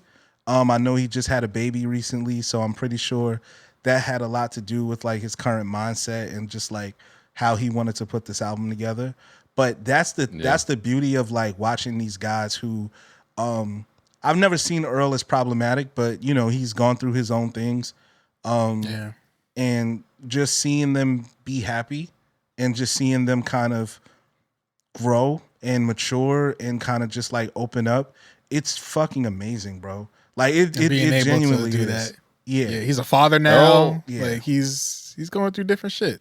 It's really amazing. I mean, even when you look at like when you're listening on Spotify, you see that little visualizer on the side. It's just like him and the homies having a cookout in the back, and everybody just having a good time. It's like, oh, that's great vibes. Like that's what you really want to see the environment that Earl be in, because we've seen him. You know, we all followed his journey, bro. Him being sent to the boarding school, came back, his mom not really fucking with the shits, and getting integrated back into the crew, then kind of going his own way. Then he comes back and looking a little crazy, and it's like, hey, is he all right? So it's good to see him in a really great space. That, like, I don't like shit, I don't go outside. Rumors start coming out that him and Tyler don't fuck with each other. Like, you know, all that type of stuff. Yeah. So it's good to see him in a great space. Earl raps like he is suppressing his superpowers, because if he really raps at 100%, he might blow up the entire planet. For sure. Yeah. I can see that. Yeah. For sure. You know, like he's dumbing down his raps. Not his raps, like what he's saying, but like his delivery in a way where it's like, if I really like, I'm like One Punch Man, bro. If I hit you with 100% of this punch right here, I will fucking punch a hole through the entire fucking earth. Yeah, I wouldn't want to see Earl beefing with anybody. I don't even want to see what that would look like. He's dangerous. He's again, it's one of those things, you know, very similar to Kendrick, where like it's like even if you don't know that he's capable of it, you just assume that he is, because he's absolutely he has that making. He has that making of an absolute killer.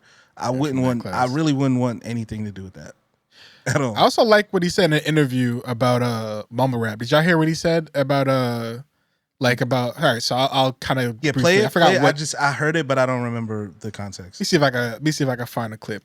But basically, it was Earl talking to somebody, and Mike is another really good person too. I don't know. Shout out Mike. If you've heard of Mike, but I haven't listened to the music, but I keep hearing his names in the circles, and I'm gonna. I played his music on here before. Yeah, there you go. So I've heard it here, and I've heard it in a couple of other places, publications.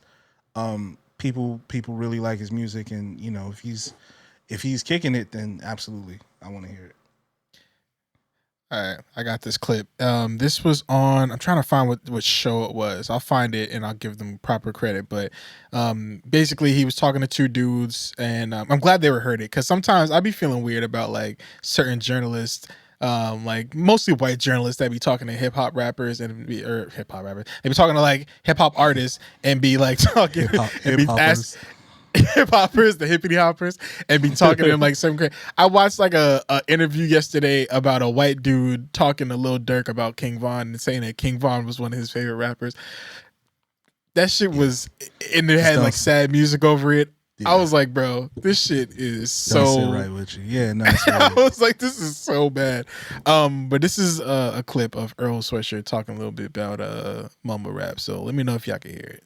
If you're in 2025 complaining about mumble rap, probably racist. You know what I mean? Like that's like if you haven't processed that, like this is different people talk different ways, and that it's not their fucking job to fucking make sure that you from Kansas understands every single word that like why are you not trying to aspire to learn new things?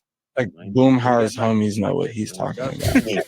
It don't matter, man. It's all the oldies, old town. You know what I think, man? Like them dang. That's a great reference. That is a fantastic reference. Just that nigga brain different, bro. You just pull that shit, bro. I 100% agree with him. And honestly, it wasn't until I went to Atlanta in 2009, 2010 that I really woke up to that. Like, I think I told y'all when I was 9 years old and I first heard Big Pimpin' by Jay-Z featuring UGK, and I thought Bun B and Pimp C sounded retarded. Like I genuinely thought that they sounded like they were slow.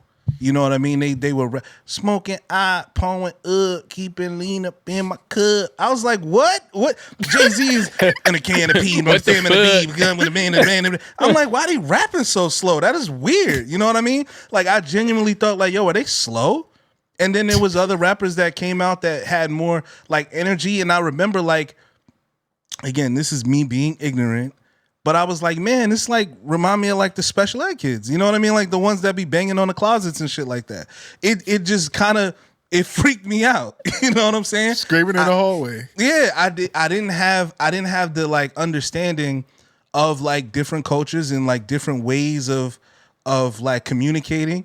And when I went to Atlanta in 2010, I heard somebody bumping 3 6 Mafia, a song called "Bitch You Got the Game Wrong," and I got it immediately. The song sounded so incredible coming from that car that I was just like, oh my God. I wish I was like 14 hearing this for the first time. It really did show me like, bro, you kind of gotta understand that the way they communicate, the way like they're not getting on the train and then, you know, listening on headphones and like, nah, it's all trunk rattles. It's all at the football games, you know what I'm saying? At the clubs, parking lots, that vibe is very different from the vibe of like guys from New York. So you really do have to go outside to kind of like understand that aspect of it. So yeah, when Young Thug comes out or when, you know, even Future, when those guys come out and I literally can't understand what they're saying at first because I don't really get the language and the communication style. I'm interested to like jump into that world and figure it out. Yeah. So I totally get what he's saying. Now there's obviously certain dudes that are kind of just being lazy and don't really feel like they need to say anything. But if it resonates with people, I'm a fan of it. We've had that conversation before, so for sure. Yeah. He also said more stuff. Also, this was off the New York Times podcast, like podcast people. Yeah. But he said before that, he was saying, I definitely want to always be expanding my linguistic capabilities, vocabulary, like ability to speak different languages and shit.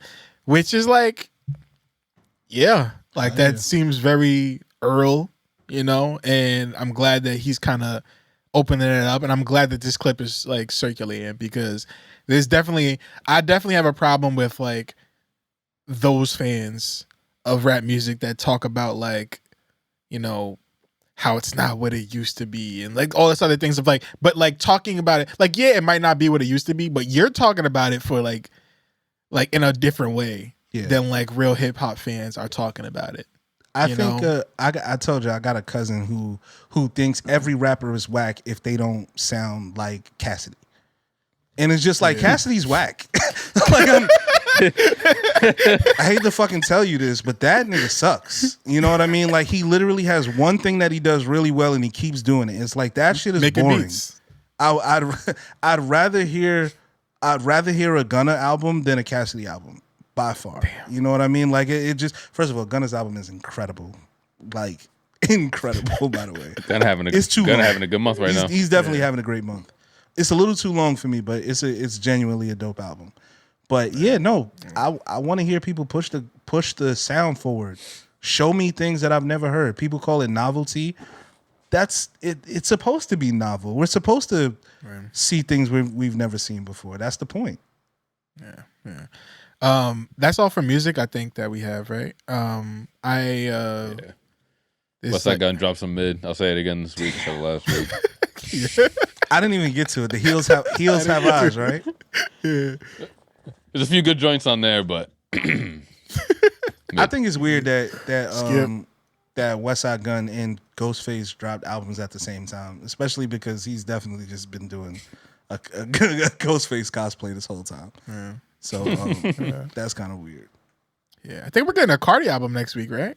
Or is it coming? Like I know it's September already. Yeah, so she should. She just beat that case. Oh yeah. I don't know why I thought you meant Playboy Cardi. We got to be more direct here. Yeah, Cardi B. Sorry, Cardi B. I'm pretty sure do y'all want to check out the new Drake song? He dropped it. Oh, it dropped 30 minutes ago. Yeah. Sure. Yeah.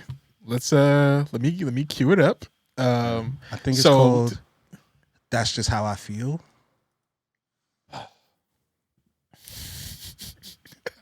Who saw it? Was that Dave?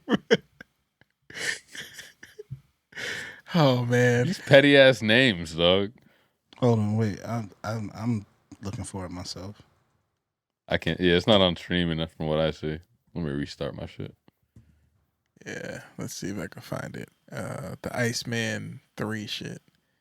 I have something here. 3 minutes 50 seconds. It looks like it might be it. Yeah, I think. Oh, it's on the plot twist thing. I think I found it. It's like that plot twist Instagram. Okay. All right, y'all ready? Let's do it. So for context, we haven't done this in a while for reviewing Drake's music specifically, but for context, Drake has been doing these like Iceman videos. I think it premiered on Kick. I'm not sure, but one of those like social platforms where you can YouTube like stream and shit. Yeah. And he's been dropping different songs. He dropped "What Did I Miss?" I forgot what the second one was called. And then which one? Yeah. Yeah, and now he's got one called "That's Just How I Feel," and there's a video attached to it. This is him driving in a car, and let's just get right into it. Yeah, let's just get right into it, man. This is I have been listening to more Drake stuff recently. Me too. I'm not like saying like, oh, I just don't care. I'm listening to what I like and what the vibes is. You know what I mean? And that's pretty much it. Let's give it a shot. That's just how I feel. Please before the listen. That's crazy. We're just being honest, man. It's late, so it's late, so how could I forget you? Yeah.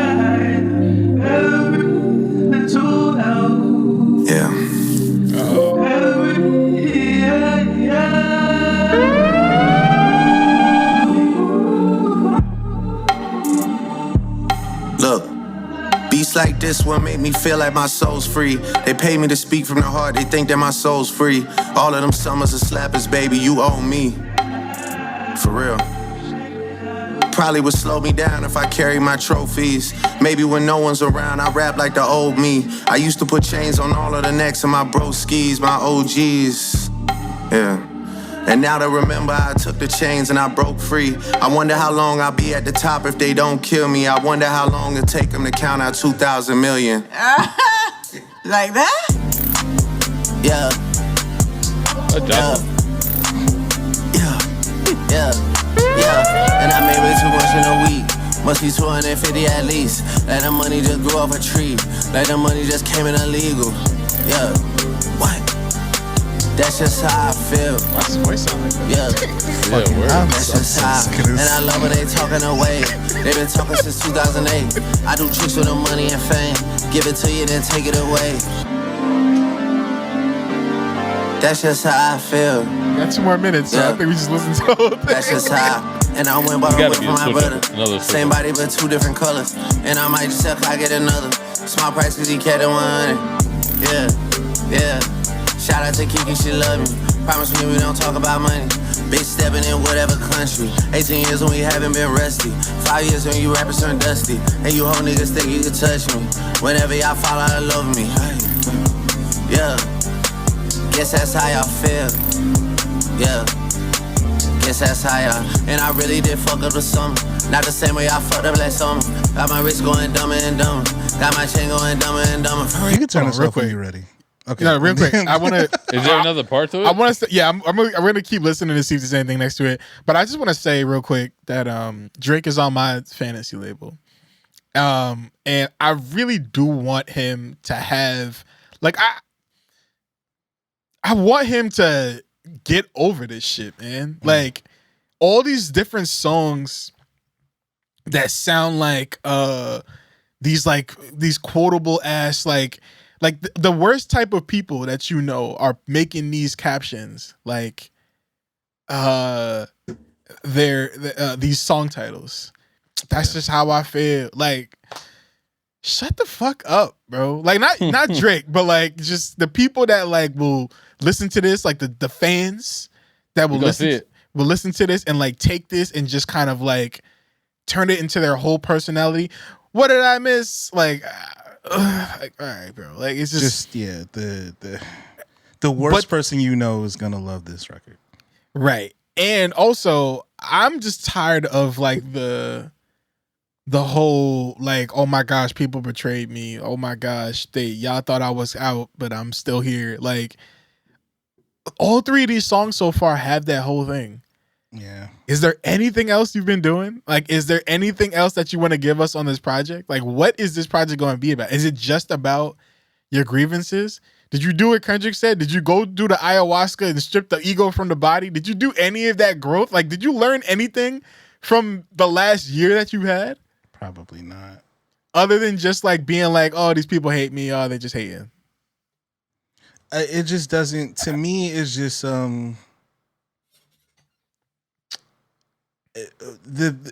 just about the music, not so much about the content.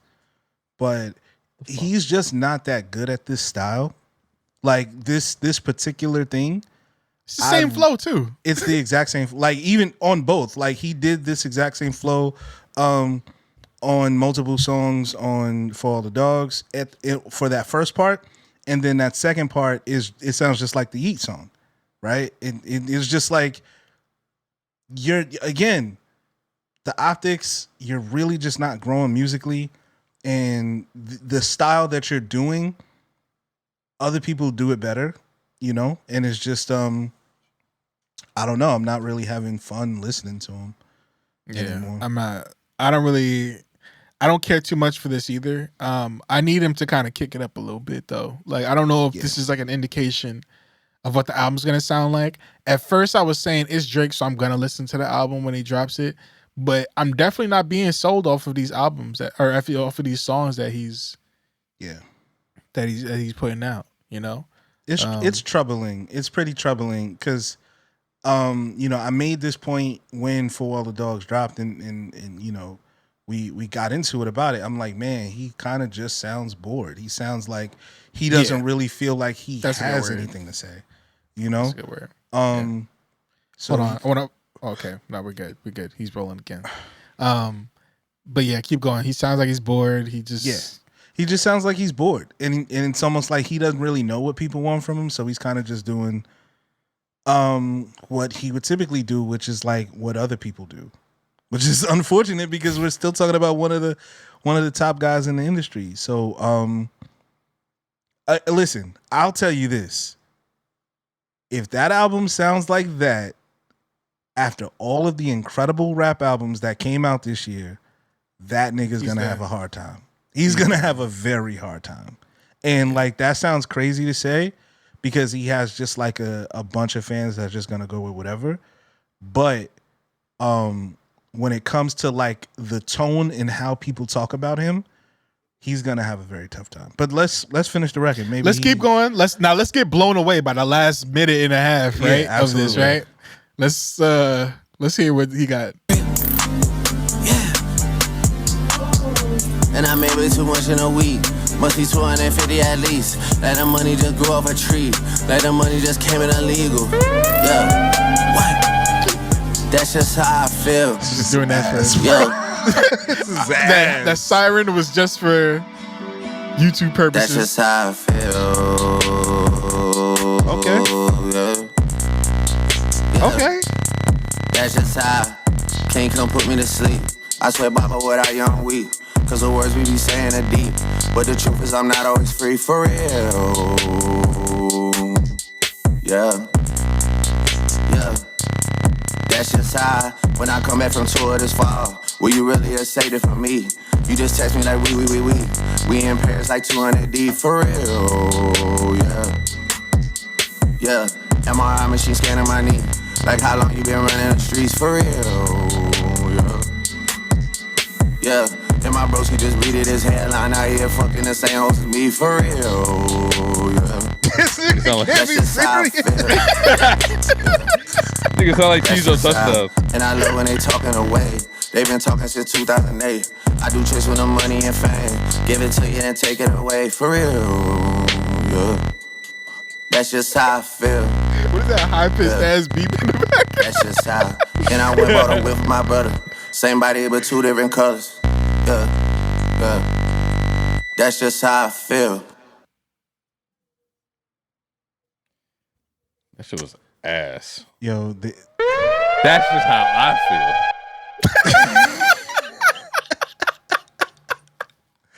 feel. Yo, the Ian fans are gonna love it.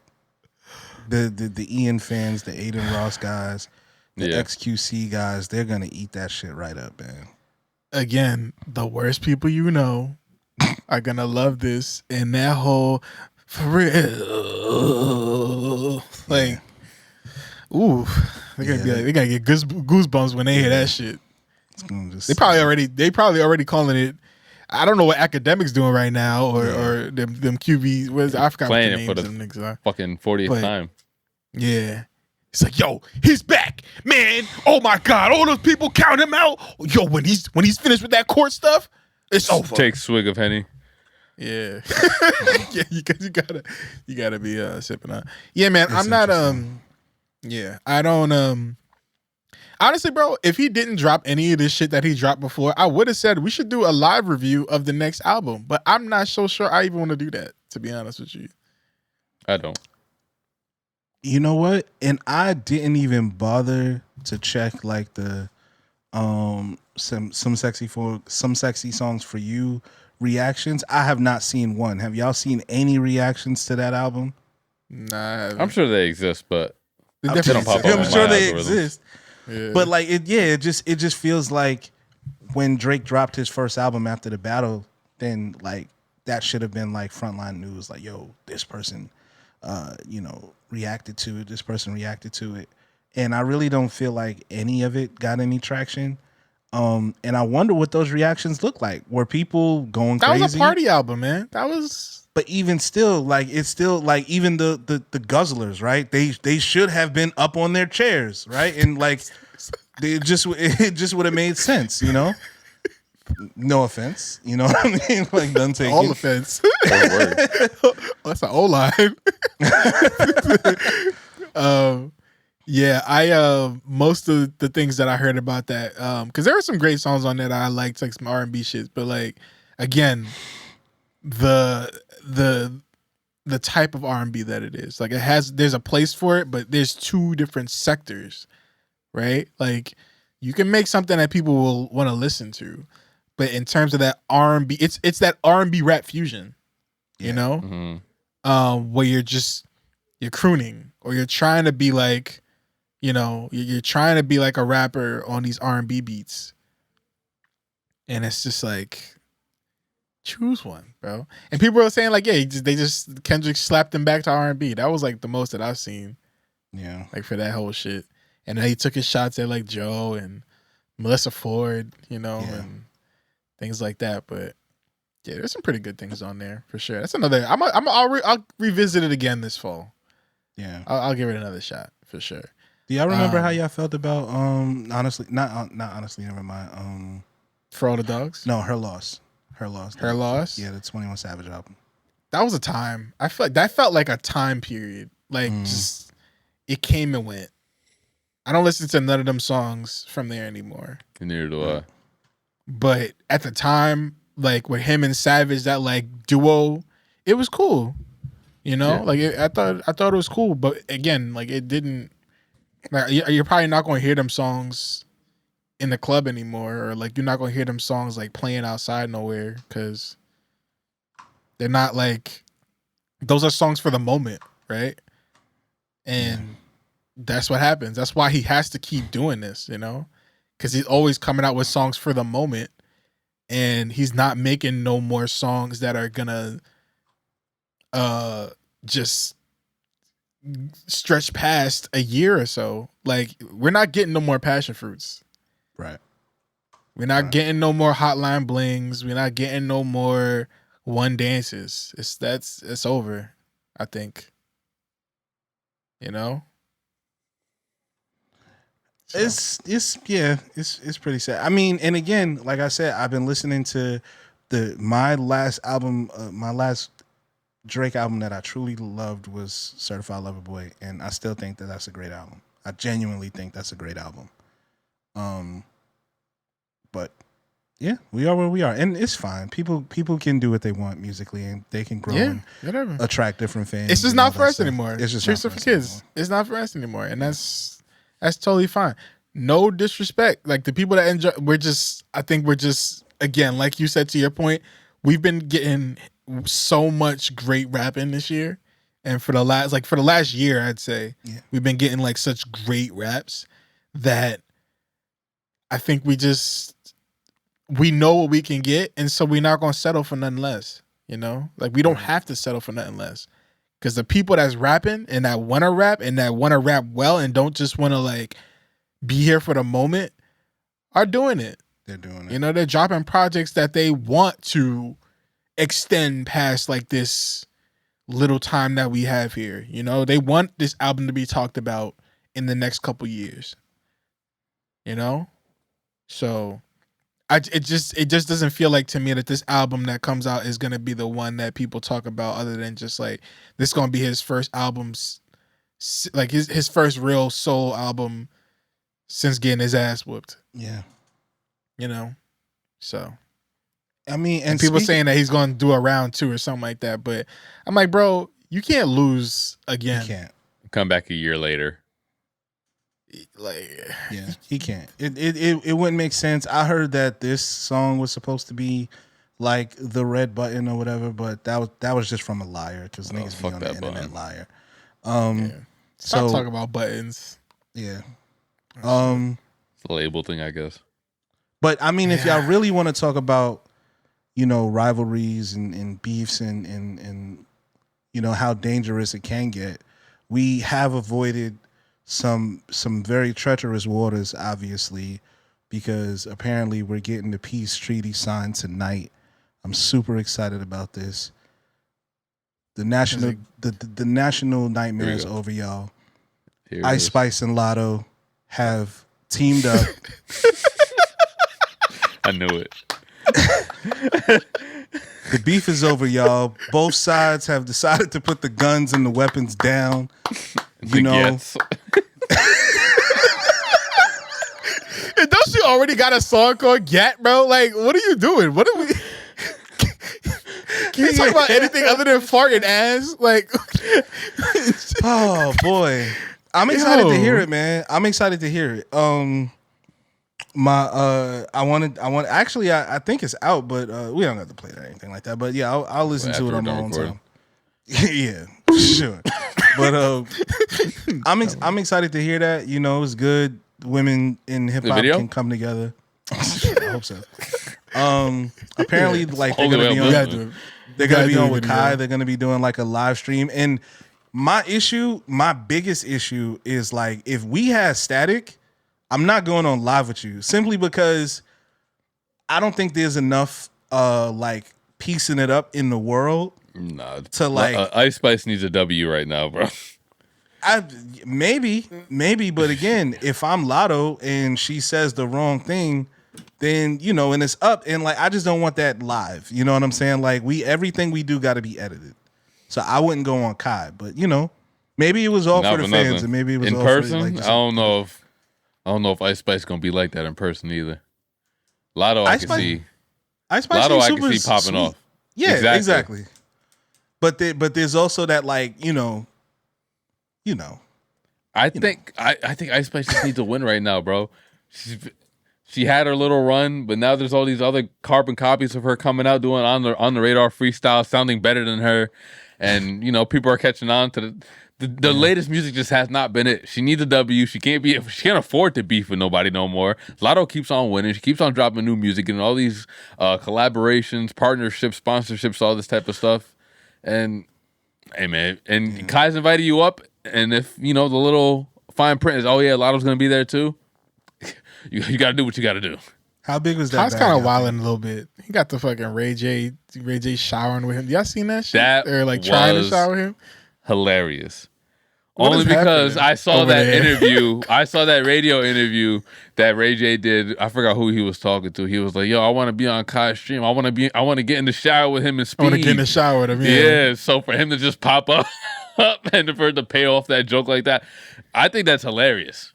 Coming off of, and now we have to see who's going the most viral because he had Kim on the show too. I was about to say it is a little messy considering Kim was there with her kids the day beforehand. Yeah. But, and one of the people was asking how old North is. One of Kai's friends was asking how old North is, which I was like, yeah, I might be making that weird. I mean, he did have like a weird reaction. I forgot which kid. Because one of them is underage. If it was the little black kid, he's like 16 years old. Okay, he's like, yeah, how old is North? And then she was like, oh, she's 12, and he was like, oh, and it's just people were trying to make it weird, I don't know, but. Kids are gonna be kids, But as long as he ain't no 20-something-year-old man, then that's fine. But also, I think one of those same people, or I forgot, one of the people in his squad said to Ray J, "Yo, I saw you in that tape, bro." Oh, Ray, that's the Asian kid. That's nuts. Yeah, he said, "I saw your film. Good shit." Facts, but don't say that. Yeah, don't make me react to that live. But yeah, shout out to Lotto Nice Space, man. Y'all listen to that? Y'all listen to it at midnight? Is this a video? Yeah, for sure. I'll definitely videos need to make a comeback. I've been saying, man, videos need to make a comeback. So I'd be a fool not to, support my own words. And I like Lotto, so it's cool. Facts.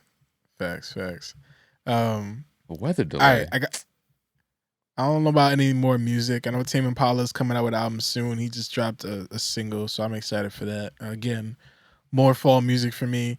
And I have one last thing that we can get to, and I'm ready to get out. But sure, the Marvel content, Marvel Zombies. Did y'all want to react to that?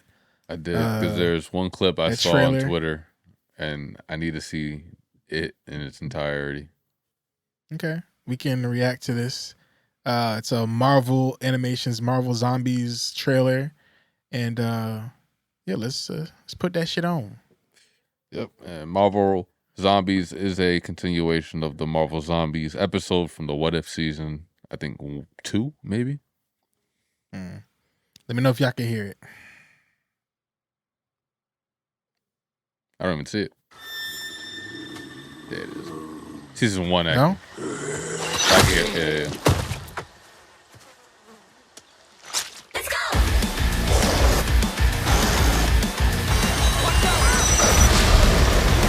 Shit. Is there a virus infecting your system? All the Avengers are dead. And they're coming for us. All right, we got a world to save.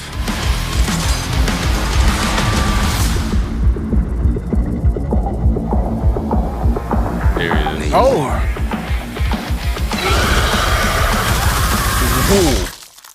Shit.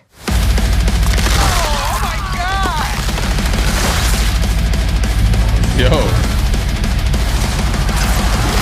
Damn. Yo, is that a classic Spider-Man suit? That's crazy.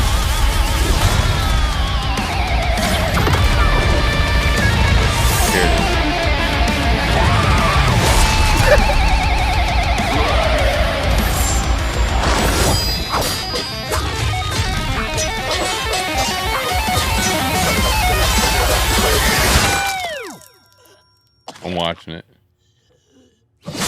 Yo. Whoa. That's how you do that then. Wow.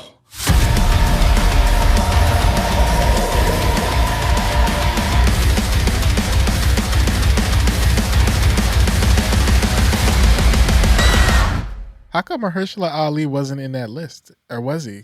And he wasn't. I thought it was weird too. He was there though. Like he was clearly there. Yeah. That was him. He was featured. Voice, that was his render. Yeah. I don't know why they didn't put his name on there. But interesting. Let me tell you, if this is all Mahershala Ali has to do to honor his check? Blade contract, no. I'm mad. Good fucking shit. Yeah. Good job on getting the bag, but I'm still mad, bro. I'm upset. Listen, man. It almost makes it worse. It almost makes it worse because, like, I genuinely think, and again, it's not a black thing, okay, but Mahershala Ali was going to save the MCU. Like, I genuinely think a good Blade movie starring Mahershala Ali would have been $1 billion sell. I think it would have been the thing that made people start watching the MCU again. Not saying that people aren't watching the MCU. Let me fix that. They aren't. They aren't as much. They aren't. Just as much. It doesn't have the popularity that it did before. 10 years ago. Like the heater that we were gonna get from Blade was too it would have been a powerful. cultural moment. It would have been at like the time it was supposed to come out, like when it was announced, absolutely. Yeah. It would have kept it would have saved that whole last phase. Yeah, that whole for phase sure. it was supposed to come out in, it would have, yeah, for sure. If it was good. Because let's look at the other side. If it wasn't good, then it's like, all right, Marvel gets their hands on an Oscar-winning actor and they fucking fumble the bag. Well, here's the thing, and this has always been my thing. The MCU movies are character movies. Like, the actors elevate the content. None of the content has ever been like highbrow shit, right? They're not doing like super different types of shit. But when you think of the MCU, are you thinking about the plot? Maybe. But mostly you're thinking about the characters. You're thinking about RDJ. You're thinking about Chris Evans as Captain America. You're thinking about Paul Rudd as Ant-Man. You know what? Like, you're thinking about Tom Holland as Spider-Man. You know, they've kind of given these roles these iconic feelings. Chadwick Boseman as Black Panther. Mahershala Ali is of that class.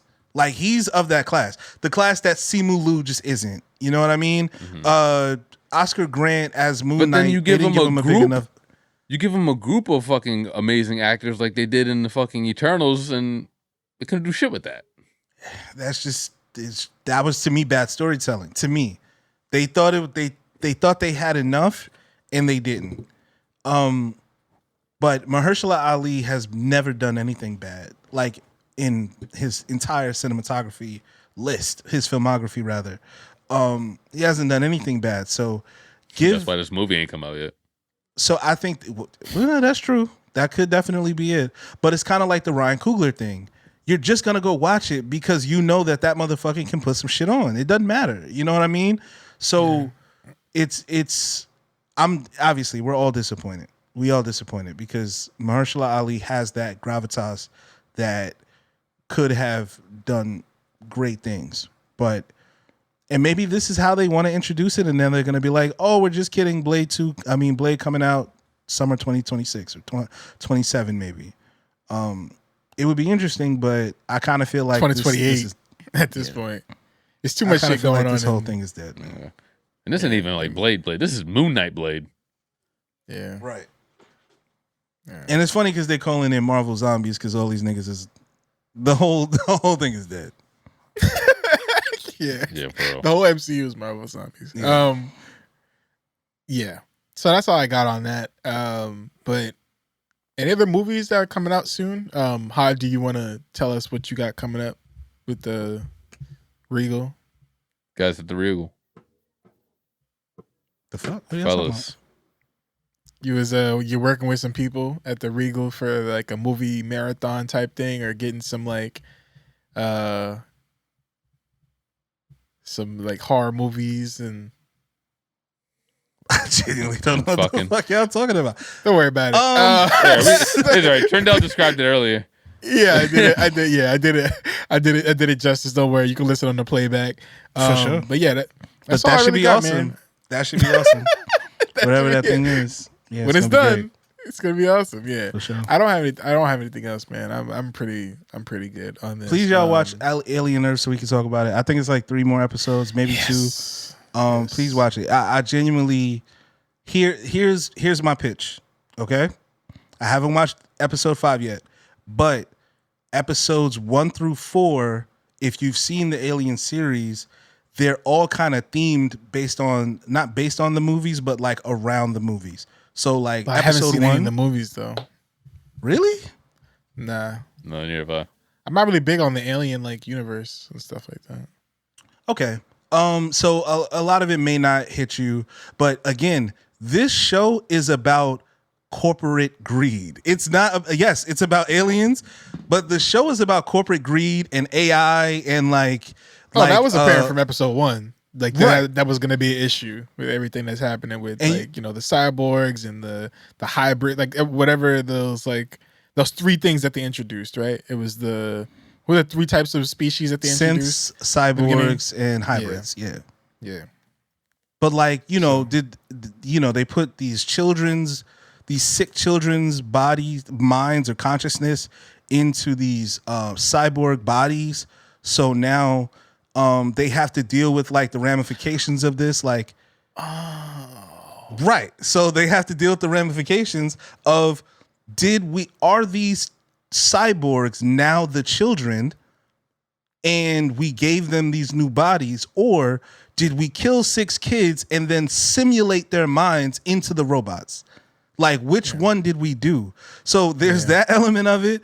There's corporate greed. So the Weyland Yutani group is one faction, but the main baddie, his name is, they call him Kid Cavalier.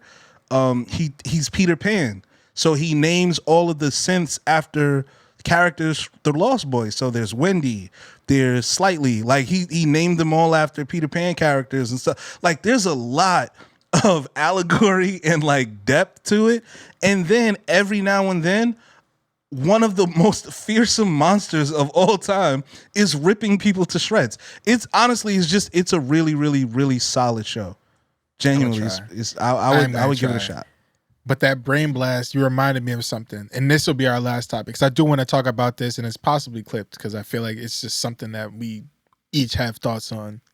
But the Jadakiss track with Beanie Sigel and him like regenerating his voice and stuff like that. D Jones, yeah. I want to know your thoughts on people using generative AI for their own art. Mm-hmm.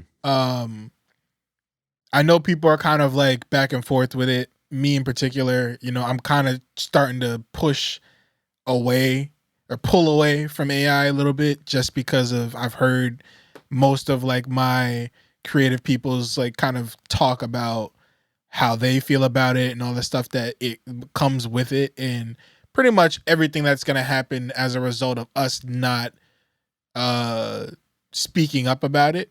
Like if we don't draw a line somewhere, it's just going to kind of get to all the things that we have been warning each other about, all those cautionary tales, everything that like we've heard about and that we fear for it. Like obviously there's some use cases for it. AI is in many different things, but in terms of generative AI, I feel like that's where the conversation starts in this, in this field. So for context, you said D Jones, right? D Jones, Jadakiss, and Beanie Sigel dropped a song where the artist Beanie Sigel, he lost his voice from like a shooting, like about decades ago? No, it was 2014. Yeah, 2014. Okay, like so about like 10, 11 years ago. And in this song, he's sounding like he sounded back in like, what was he? Like he was like hot in like the 2000s, early 2000s. Early 2000s, yeah. He had an intense battle with Jadakiss back then. That went pretty viral, and obviously he was signed to Rockefeller. He's one of the hottest. He was absolutely on fire early on in his career. Yeah. He struggled with the street stuff, went back and forth to jail a lot, kind of derailed his career a little bit. But yeah, when he got shot, people pretty much were like, damn, that's it. Like, we're not going to get no more Beanie Sigel. Yeah, because he pretty much lost his ability to rap at the capacity that he was rapping back in the day. So they used an AI tool to kind of generate his voice so that he sounds like how he was sounding back in the day. Yeah. And it's just a voice modifier though. Voice modifier. It's a voice modifier. He wrote the song, rapped it, and then they used the AI tool to redo the lyrics, but just with his voice as a model. Again. Okay. So in theory, it doesn't sound like it's too much of a bad idea. Like it's cool. Like it's his voice. It's not like he's stealing anybody else's work or anything like that. But I feel like there are other outlets. Like this is one of those things that feels like it's a blurred line. Like, would you be okay with using AI to, program a robot with one of your lost loved ones, with the programs. This is like one of those like starts for that question that like escalates into something bigger, right? Like I'm sure the song was sounding great, but when I heard it, I personally was like, I don't know how much I want to hear an artist that used to sound like this still sounding the same because of this generative AI, and that's all that we have. It's sad and it's tragic what happened to him, but I don't necessarily think it was the best idea for him to participate like this in this fashion. Like I think if there was another way to do this, that should have been the way that they went about it, because otherwise it just looks like that he has no other way to work on his craft other than just like having that type of voice on that. Like I don't know.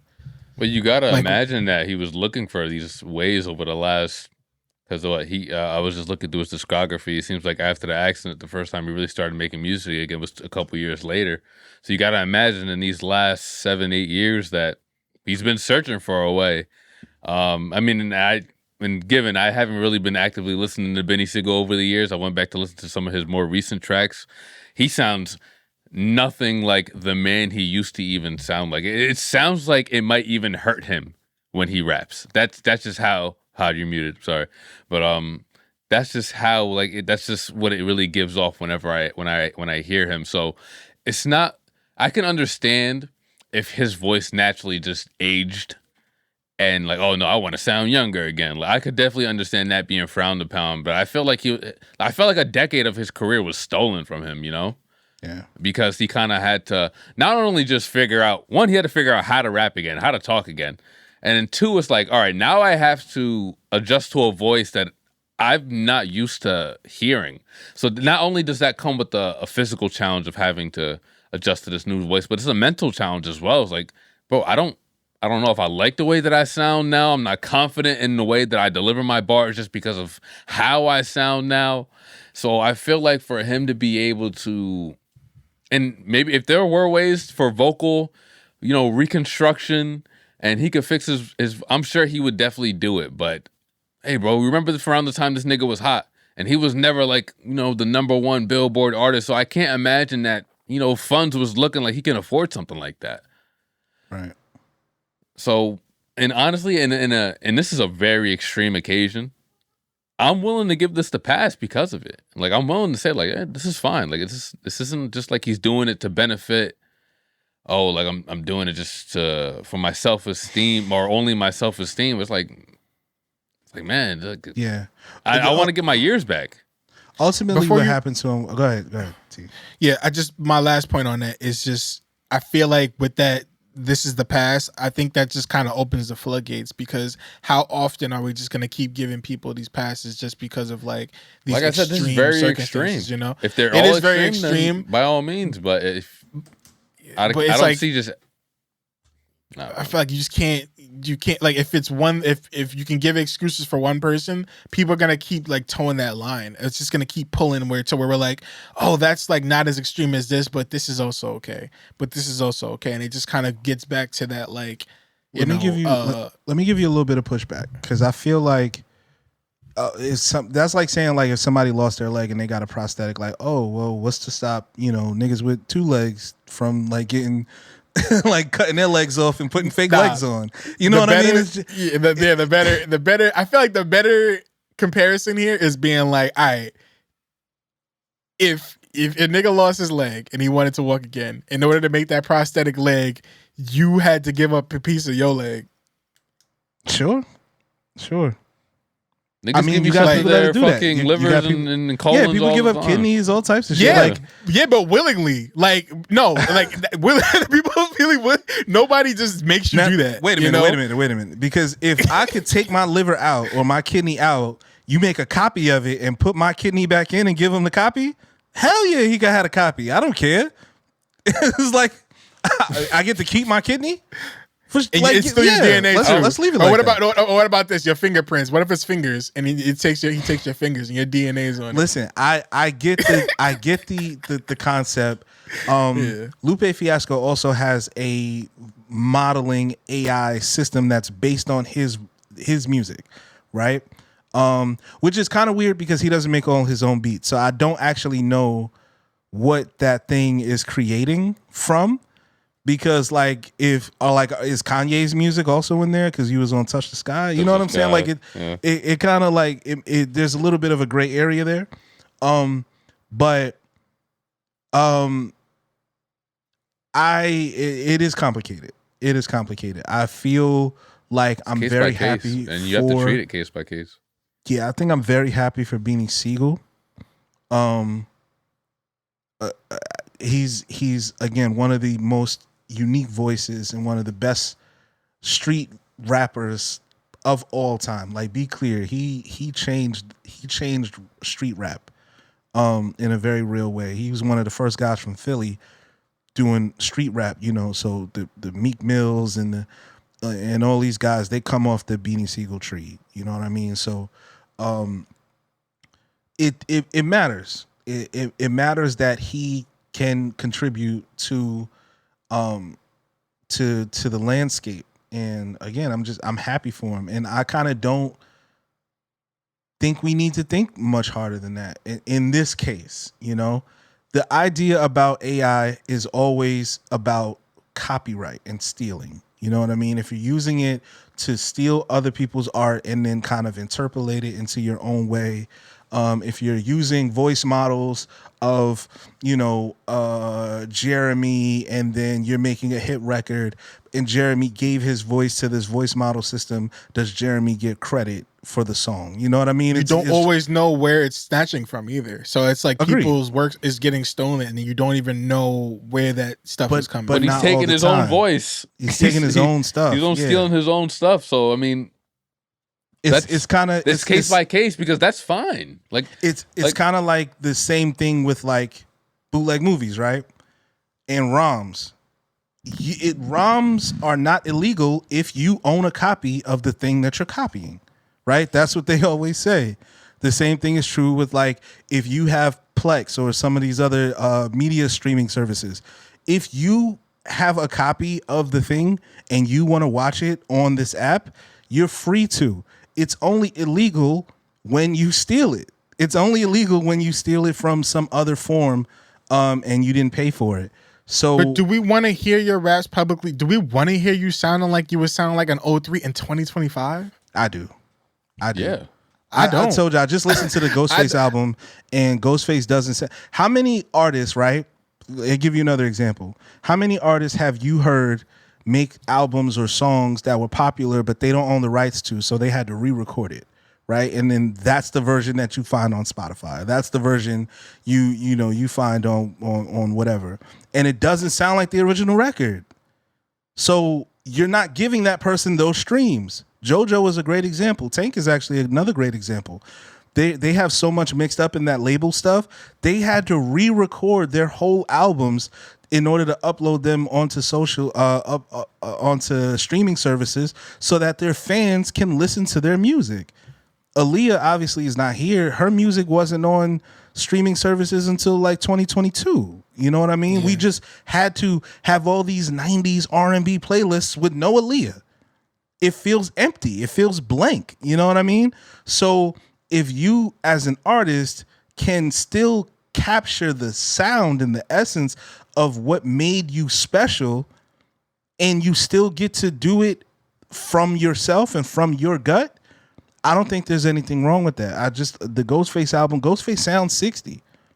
He does, and he is 60, and I love to hear him at 60, but it doesn't sound as good as he did when he was 25. He just can't. You know what I mean? But that's fine. You know, as somebody, you always say all the time, I want to hear artists grow. Like, I want them to kind of be able to grow and stuff. I know you're talking about more content stuff. Like, I want to be able to see people mind, age. Your thoughts. Mm-hmm. Yeah, your thoughts and stuff like that. I know you're talking about from that standpoint. But also, I think the voice is also important about that, too.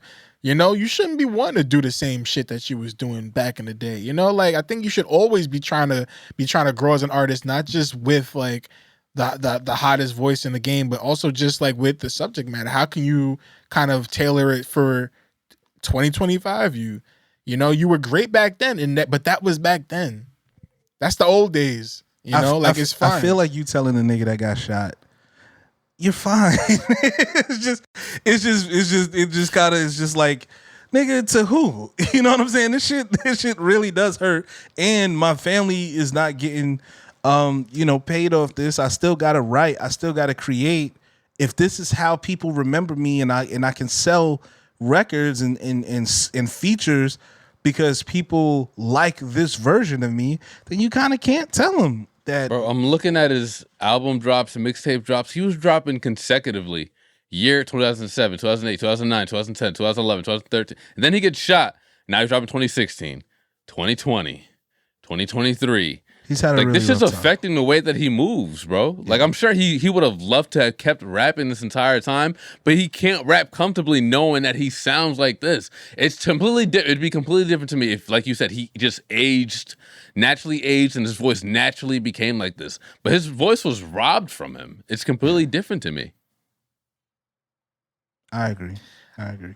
I know it's like, again, like, I don't want to sound too insensitive about it, but I genuinely do think that sometimes it's time to it's okay to walk away from something and not tap into the next hottest thing, to just do something that you feel like is gonna, benefit you in the long run. Because I really don't think that it will. Like, I don't think him releasing a whole album with this whole like generative AI shit is gonna be like, conducive to him, and I genuinely don't feel like, I feel like it will, but I also don't want to hear it. So, but you also don't know what his motivations are. Maybe his motivations aren't to drop, I don't want to get back active in the game. Like, no, I just want to hear myself sound like myself for once.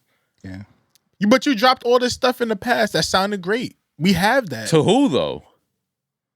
You talking about like before he got shot? I mean, like if he wants to make new stuff and he wants to sound like how he sounded back then like, okay. But I'm saying, if he wants to hear, he just wants to hear, bro. If he wants to do something, let him just do it, bro. It's not like he's going behind doing like a major rollout. I'm appearing over here like, hey, I got my voice back. Hey, I got my voice. He's not like he's like trying to capitalize on the fact that, hey, I used AI. It's like, no, I did this. Not even his song. I did this. I would have been fine with just hearing. I got my voice back, and it was nice.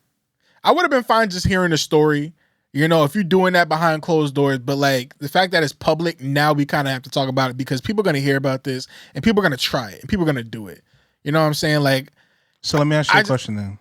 Yeah, let's say it's like a singer, right? Not a rapper. and something damaged their vocal cords, and now they can't sing anymore. Like they physically can, but they don't have the vocal control. But they still want to create. Are you gonna listen as a fan of that person? Are you gonna listen to them perform poorly because you're a fan of that music, or are you gonna turn it off? But it's different for R&B because I feel like, and Tori brought up this point in the Discord, shout out to him. He put the phrase very well in terms of like rap, right? Where your biggest like thing, it's like written and being in your own voice is like really important to like hip hop culture. With R&B, like there's a lot of different, like there's more jobs to have for R&B like artists. If you really have it, there's a lot of different things you could do. You can produce, you can make beats, you can write songs for people. Like you don't always have to be the one singing in the songs, right? You can teach people, you know, you can have an ear for it, right? You don't always have to be the one singing it, but you can tell people, all right, well, maybe this is out of key or this is out of tune, or just like vocal coaching without even teaching them how to do it with your own voice. You know, there's a lot of different jobs to have, but with hip hop, it's more, it's a little different because people writing for people is kind of like frowned upon in like that pure hip hop. Like it's all about your voice, right? So if you lose your voice and your ability to tell these stories in your own voice, then it kind of gets watered down a little bit. And so it's harder for that. So for R&B, yeah, it might be time to start songwriting. You know, it might not be the time for you to start singing any more of your songs. And that sucks, you know, and it's very like sad that like what happened to you, like if you lost your voice and stuff like that. But life happens, man. But you shouldn't force yourself to keep doing that. Like you have to have alternative ideas that aren't detrimental for other artists in general. Like if you think that like this isn't gonna be a bigger thing just because it's like Beanie Sigel, he's doing it and he's not dropping a whole album with this generative AI shit, you're wrong. Like this is gonna be like more people are gonna be doing this. I think we're not gonna be able to stop it. Like no, don't just if somebody really just wants to hear themselves sing again. Even if it's not, because I'm tired of getting into like, and I know we're not talking about this specifically, but the general idea would be like, oh yeah, this person is taking an opportunity from somebody else who may be coming up in the ranks or whatever like that. I don't think every drop has to be, oh yeah, I'm trying to get a #1 hit. Oh yeah, I'm trying to get a #1 hit. I think some stuff is just as simple as like, I just wanted to sing again, or I just wanted to hear myself sound like I used to, like I said before, and I don't know. I think if it ever happened to an artist where your vocal cords were damaged to a point of no return, you could sing, but it's never gonna get to a decibel where you can do it publicly or live at a concert or anything like that. I think you quickly come to the realization your career is over. If you can't perform live, your career is over. You're not gonna have a whole career just from sitting behind a laptop and making songs into a fucking microphone. It's not gonna work.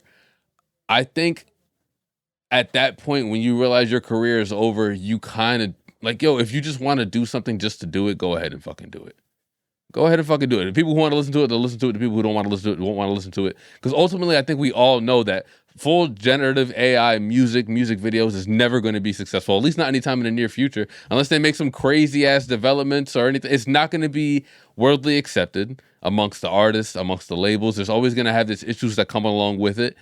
And I just don't think it's eventually ever going to pop to the point where people are...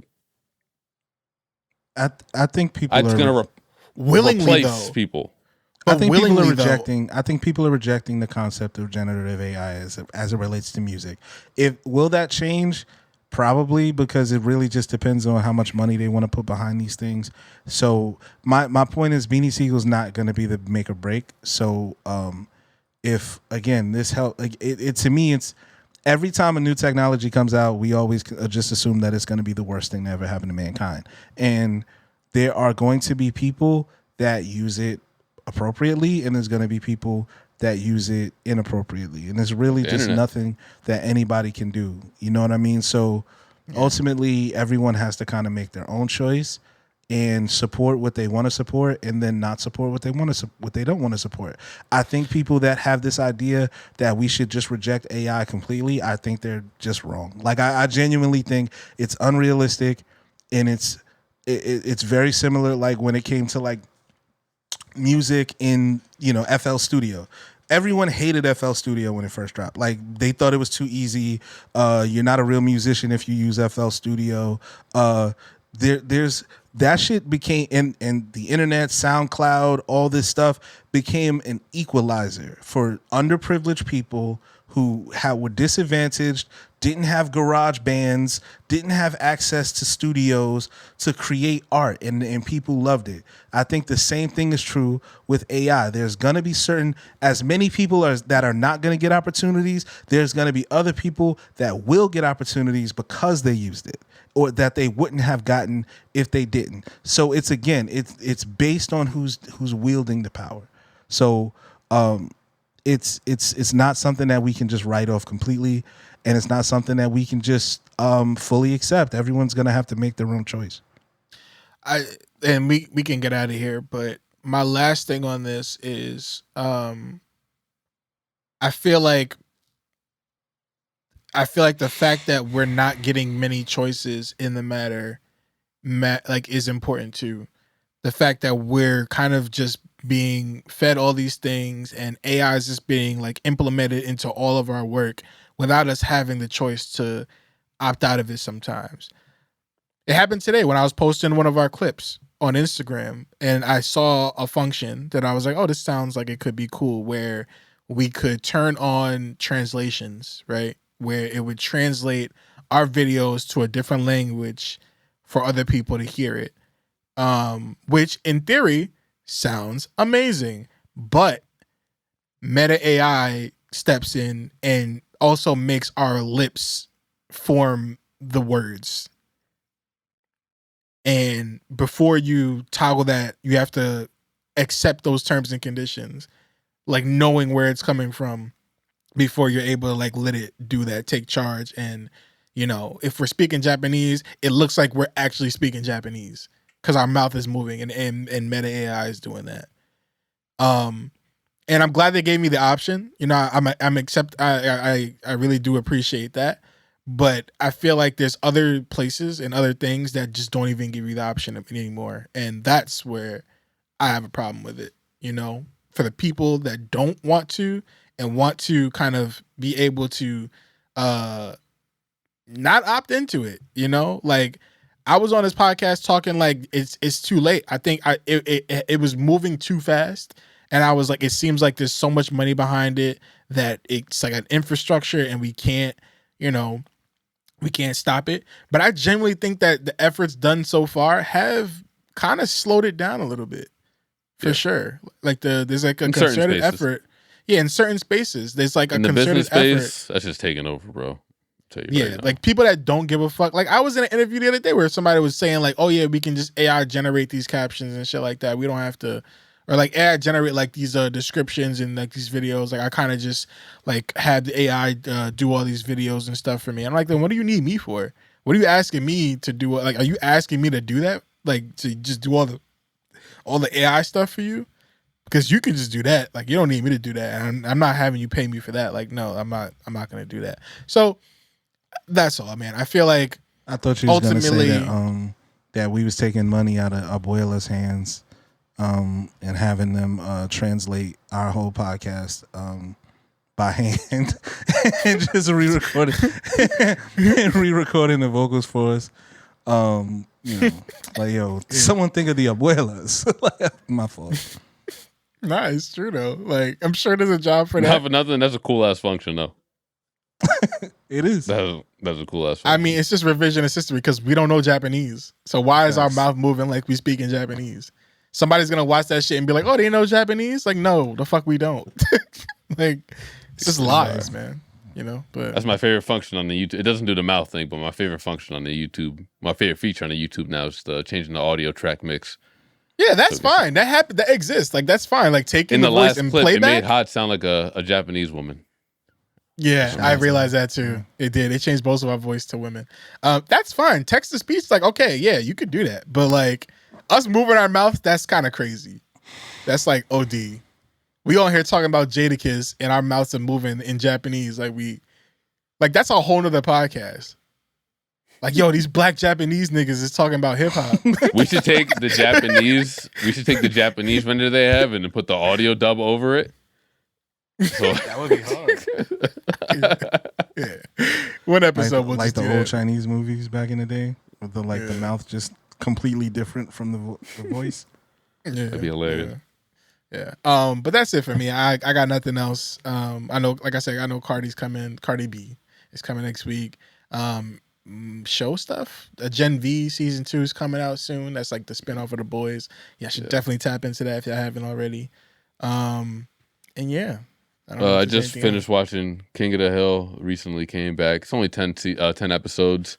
It's definition of, for me, comfort TV, where you don't have to fully pay attention, but it's still good TV. It's still good TV if you do pay attention.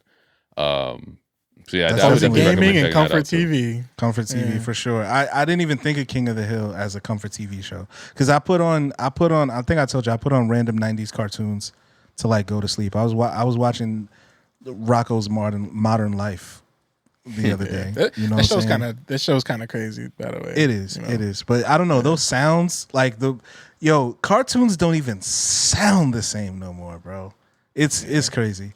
But I'm definitely gonna put on King of the Hill tonight for sure. Yeah. And put on Wild Thornberries one of these nights. We was talking about it in the Discord. Like people are starting to shit on Wild Thornberries, and I don't like it. They're doing it again, like what they damn with. I thought it's fire too. And somebody brought up a good point saying that if there's anything that they might have been like problematic with, if you watch it again, because they were going to different like countries and shit like that, right? Oh yeah. So maybe the representation of how they had these countries might have been flawed, but might have been funny style. I don't know. I don't know. I haven't watched that show in years, but if I had to guess, that might be the issue where people be like, "Oh, that shit was trash." I tried to watch Hey Arnold. That shit gave me anxiety. I don't know. That's no a great idea show though. why, That's bro. one of them shows that you could definitely watch at night. I mean, it's too deep though. It's mad deep, bro. Them niggas was poor, bro. Like it was really rough. That was a rough neighborhood. I felt bad for all the poor people in that show, PTSD. except for that one nigga that was married to the girl who made her do everything for him. I forgot what his name was, Mr. Something. You know that dude with the accent? Oh yeah, the Russian guy. Like, yeah. What a sorry ass nigga, bro. Yeah, bro. That shit was crazy. Did you get the money? Like, bro. Get outside. Oh my goodness, man. Like, bro, get out of my face. Classic. Yeah, bro. Like, yeah. Sorry ass nigga, bro. But yeah, that show is definitely one of those, like, you'll definitely, it's in the songs too. The jazz don't help. Jazz feel like I make everything sadder for sure. Yeah, bro. This shit, like, it genuinely, like, had me. Yeah, like, thinking, damn, bro. Yeah, let me turn this shit off, you know. Turn this Tom shit and off. Jerry or something. Yeah. Anyway, y'all got any songs to leave us with tonight? Wicked Radio? Yeah. I just put a song in there right now. Right. Yeah, we were just talking about this nigga, bro. Fuck it. I'm gonna play Dwele. This is A.N.G.E.L, the interlude. Oh yeah. She'll never know that she's the reason that I wrote this rhyme. Hold on. See, now I gotta start it from the beginning. Look how he came in on that, bro. Yeah. For sure. Like, what are we doing, man? Like, it's just a clear difference. All right, sorry. I had to just. She'll never know that she's the reason that I wrote this rhyme. Never. And I bet she'll never care, yeah. But I go all out of my way just to deliver this rhyme. But she'll never know, no,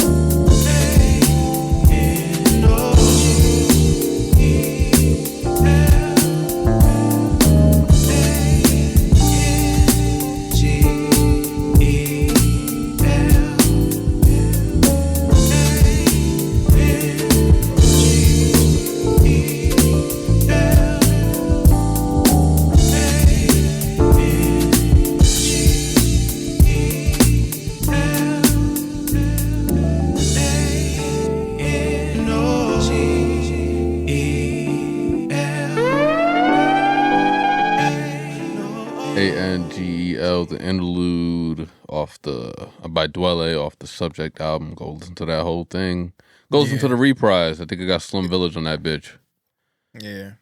That's a fall ass album. If y'all looking for a great fall album to listen to, Dwele Subject, most of them. But yeah, go pop that for sure. Word. So I'm actually, since you brought him up, I'm gonna play some Beanie Sigel, man.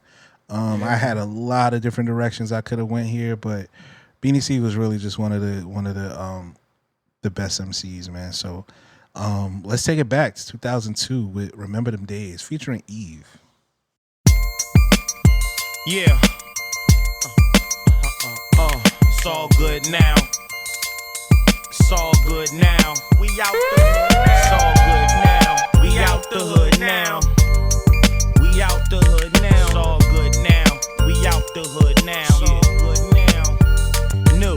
Who thought we see the day when we'll kick our feet up, lay back, exhale, put the heat up, no stress, no scale, no jail can keep us. Only case we catch it now to be a misdemeanor. Remember we used to hustle thinking life would cheat us, not knowing if we struggle, life would treat us. Think on how mommy carried us, where life gon' leave us, knowing if we get married, our wives gon' need us. If for one time you can look into my mind, when I close my eye and remember them times, no gas, had a hot plate, heat our dinners, no cash, most nights ate sleep for dinner. Welfare and white man law, that life ain't easy. Only ones that's moving up was George and Wheezy. All my sugar water babies who live in order was crazy. You keep it in the dark, I'ma speak it from the heart. Remember them days, living all days in doubt. Remember them days, thinking there's no way out. Remember them days, not knowing which way to route. It's all good now, we out the hood now. Remember them days, all of us under the covers. Remember them days, heating up the house with the oven. Remember them days, thinking that life ain't lovers. It's all good now, we out the hood now. Remember kids who run the block, you never thought they would get harmed. Only time I block I was when the sprinklers was on. Think about that time, dog, that wasn't long. Now that we got kids, think when we was born. Coming up, and my hood was hard. Every day my mom cooked with lard. Fucked up, I couldn't feed myself. Living life, no means of wealth. Eating shit, I can't believe myself. That's not a joke. Man, I was dealt these cards and I played them out. Yeah, the road was rough, but I made a route. Now picture running extension cords from your neighbor's house to get likes. Fuck nights on the latest routes. Used to close my eyes, try to fade it out. Dumb niggas in the hood think I made it out. Man, that showed me just where they meant to at. And tell me half of these cats ain't been through jack. Remember them days, living all days in doubt. Remember them days, thinking there's no way out. Remember them days, not knowing which way to route. It's all good now, we out the hood now. Remember them days, all of us under the covers. Remember them days, heating up the house with the oven. Remember them days, thinking that life ain't lovers. It's all good now, we out the hood now. Yo, every day I thank Deacon Roller for introducing me to Damon Hover. Ever since that day I met Jay, man, I knew my pain was over. They let me in this game, it's over. Mom, I know I put you through hell, but now I'm gonna order you heaven. No more temporary layoffs like Florida Evans. Ain't no good times about that there. Your boy Rhyme now, it's fine now, we out that there. Fuck that excess card, I'ma work extra hard to turn that to a platinum express card. You can have sweet dreams at night. Your boy ain't out there with them toys and them fiends at night. All them cracks and the gas left that life alone. It's the tracks and the rap and the microphone. Wish I would fuck that up now. Shit is all good now. We out the hood now. Remember them days, living all days in doubt. Remember them days, thinking there's no way out. Remember them days. Yeah, that was Beanie Sigel featuring Eve. Remember them days. I damn sure remember them days, man. Sugar water babies. That was some broke ass shit that he was talking about. Man, he was talking some broke shit on there. Yeah. Running extension cords from the neighbor house to get lights. Yeah, that's some broke shit. Can't conceive it, to be honest with you. Now I get why you be mad. Yeah, I get why you be that's mad. what I'm saying, bro. When we talk about this shit. You like, ever had sugar water, nigga?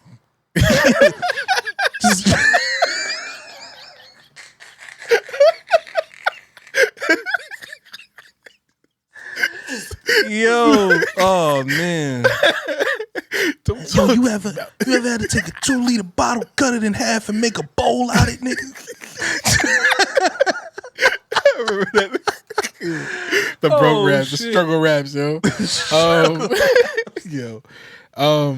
I did. I remember. I forgot. I forgot how that. I remember that shit though. Oh my god. I've been listening to a lot of depressing ass music, man. I've just been. The season's changing. It's just that time. Shit's been hitting me differently. You know, songs have just been hitting me in different ways. When I'm in like in a really emotional state, it should just be sounding different. So I listened to this Orion's Sun album that she came out with last year. Fucking amazing. But it's all about like heartbreak and sadness and shit like that. So that's my vibe. I've just been, yeah, it's heavy. So I'm gonna play Orion's Sun, Sick.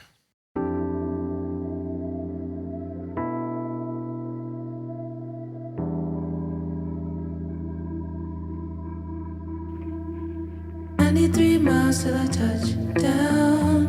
Hail Mary, hope I see you out. Baby, it's a long shot, crazy unknown. Hoping that I'm gonna see you around. Walking home from the bar at night, tipsy, I feel like if I tried I could fly. Really, I can't get you out of my mind. I only wanted to see you laughing. You got me singing on purple rain. I'm in pain, you don't love me the same. I'm crying all alone again. Pitiful, pitiful, pathetic. I don't regret it, no. 'Cause this love and love and love and love don't last too long. It's a miracle that love even happens at all. We should hold it close, don't miss any moments. 'Cause you know that love will soon be gone. Took a visit to the past. We was just fragile beings lying in the grass. You was holding my hand. We could feel the earth spinning round and round and round and round again. Swear you were heaven sent.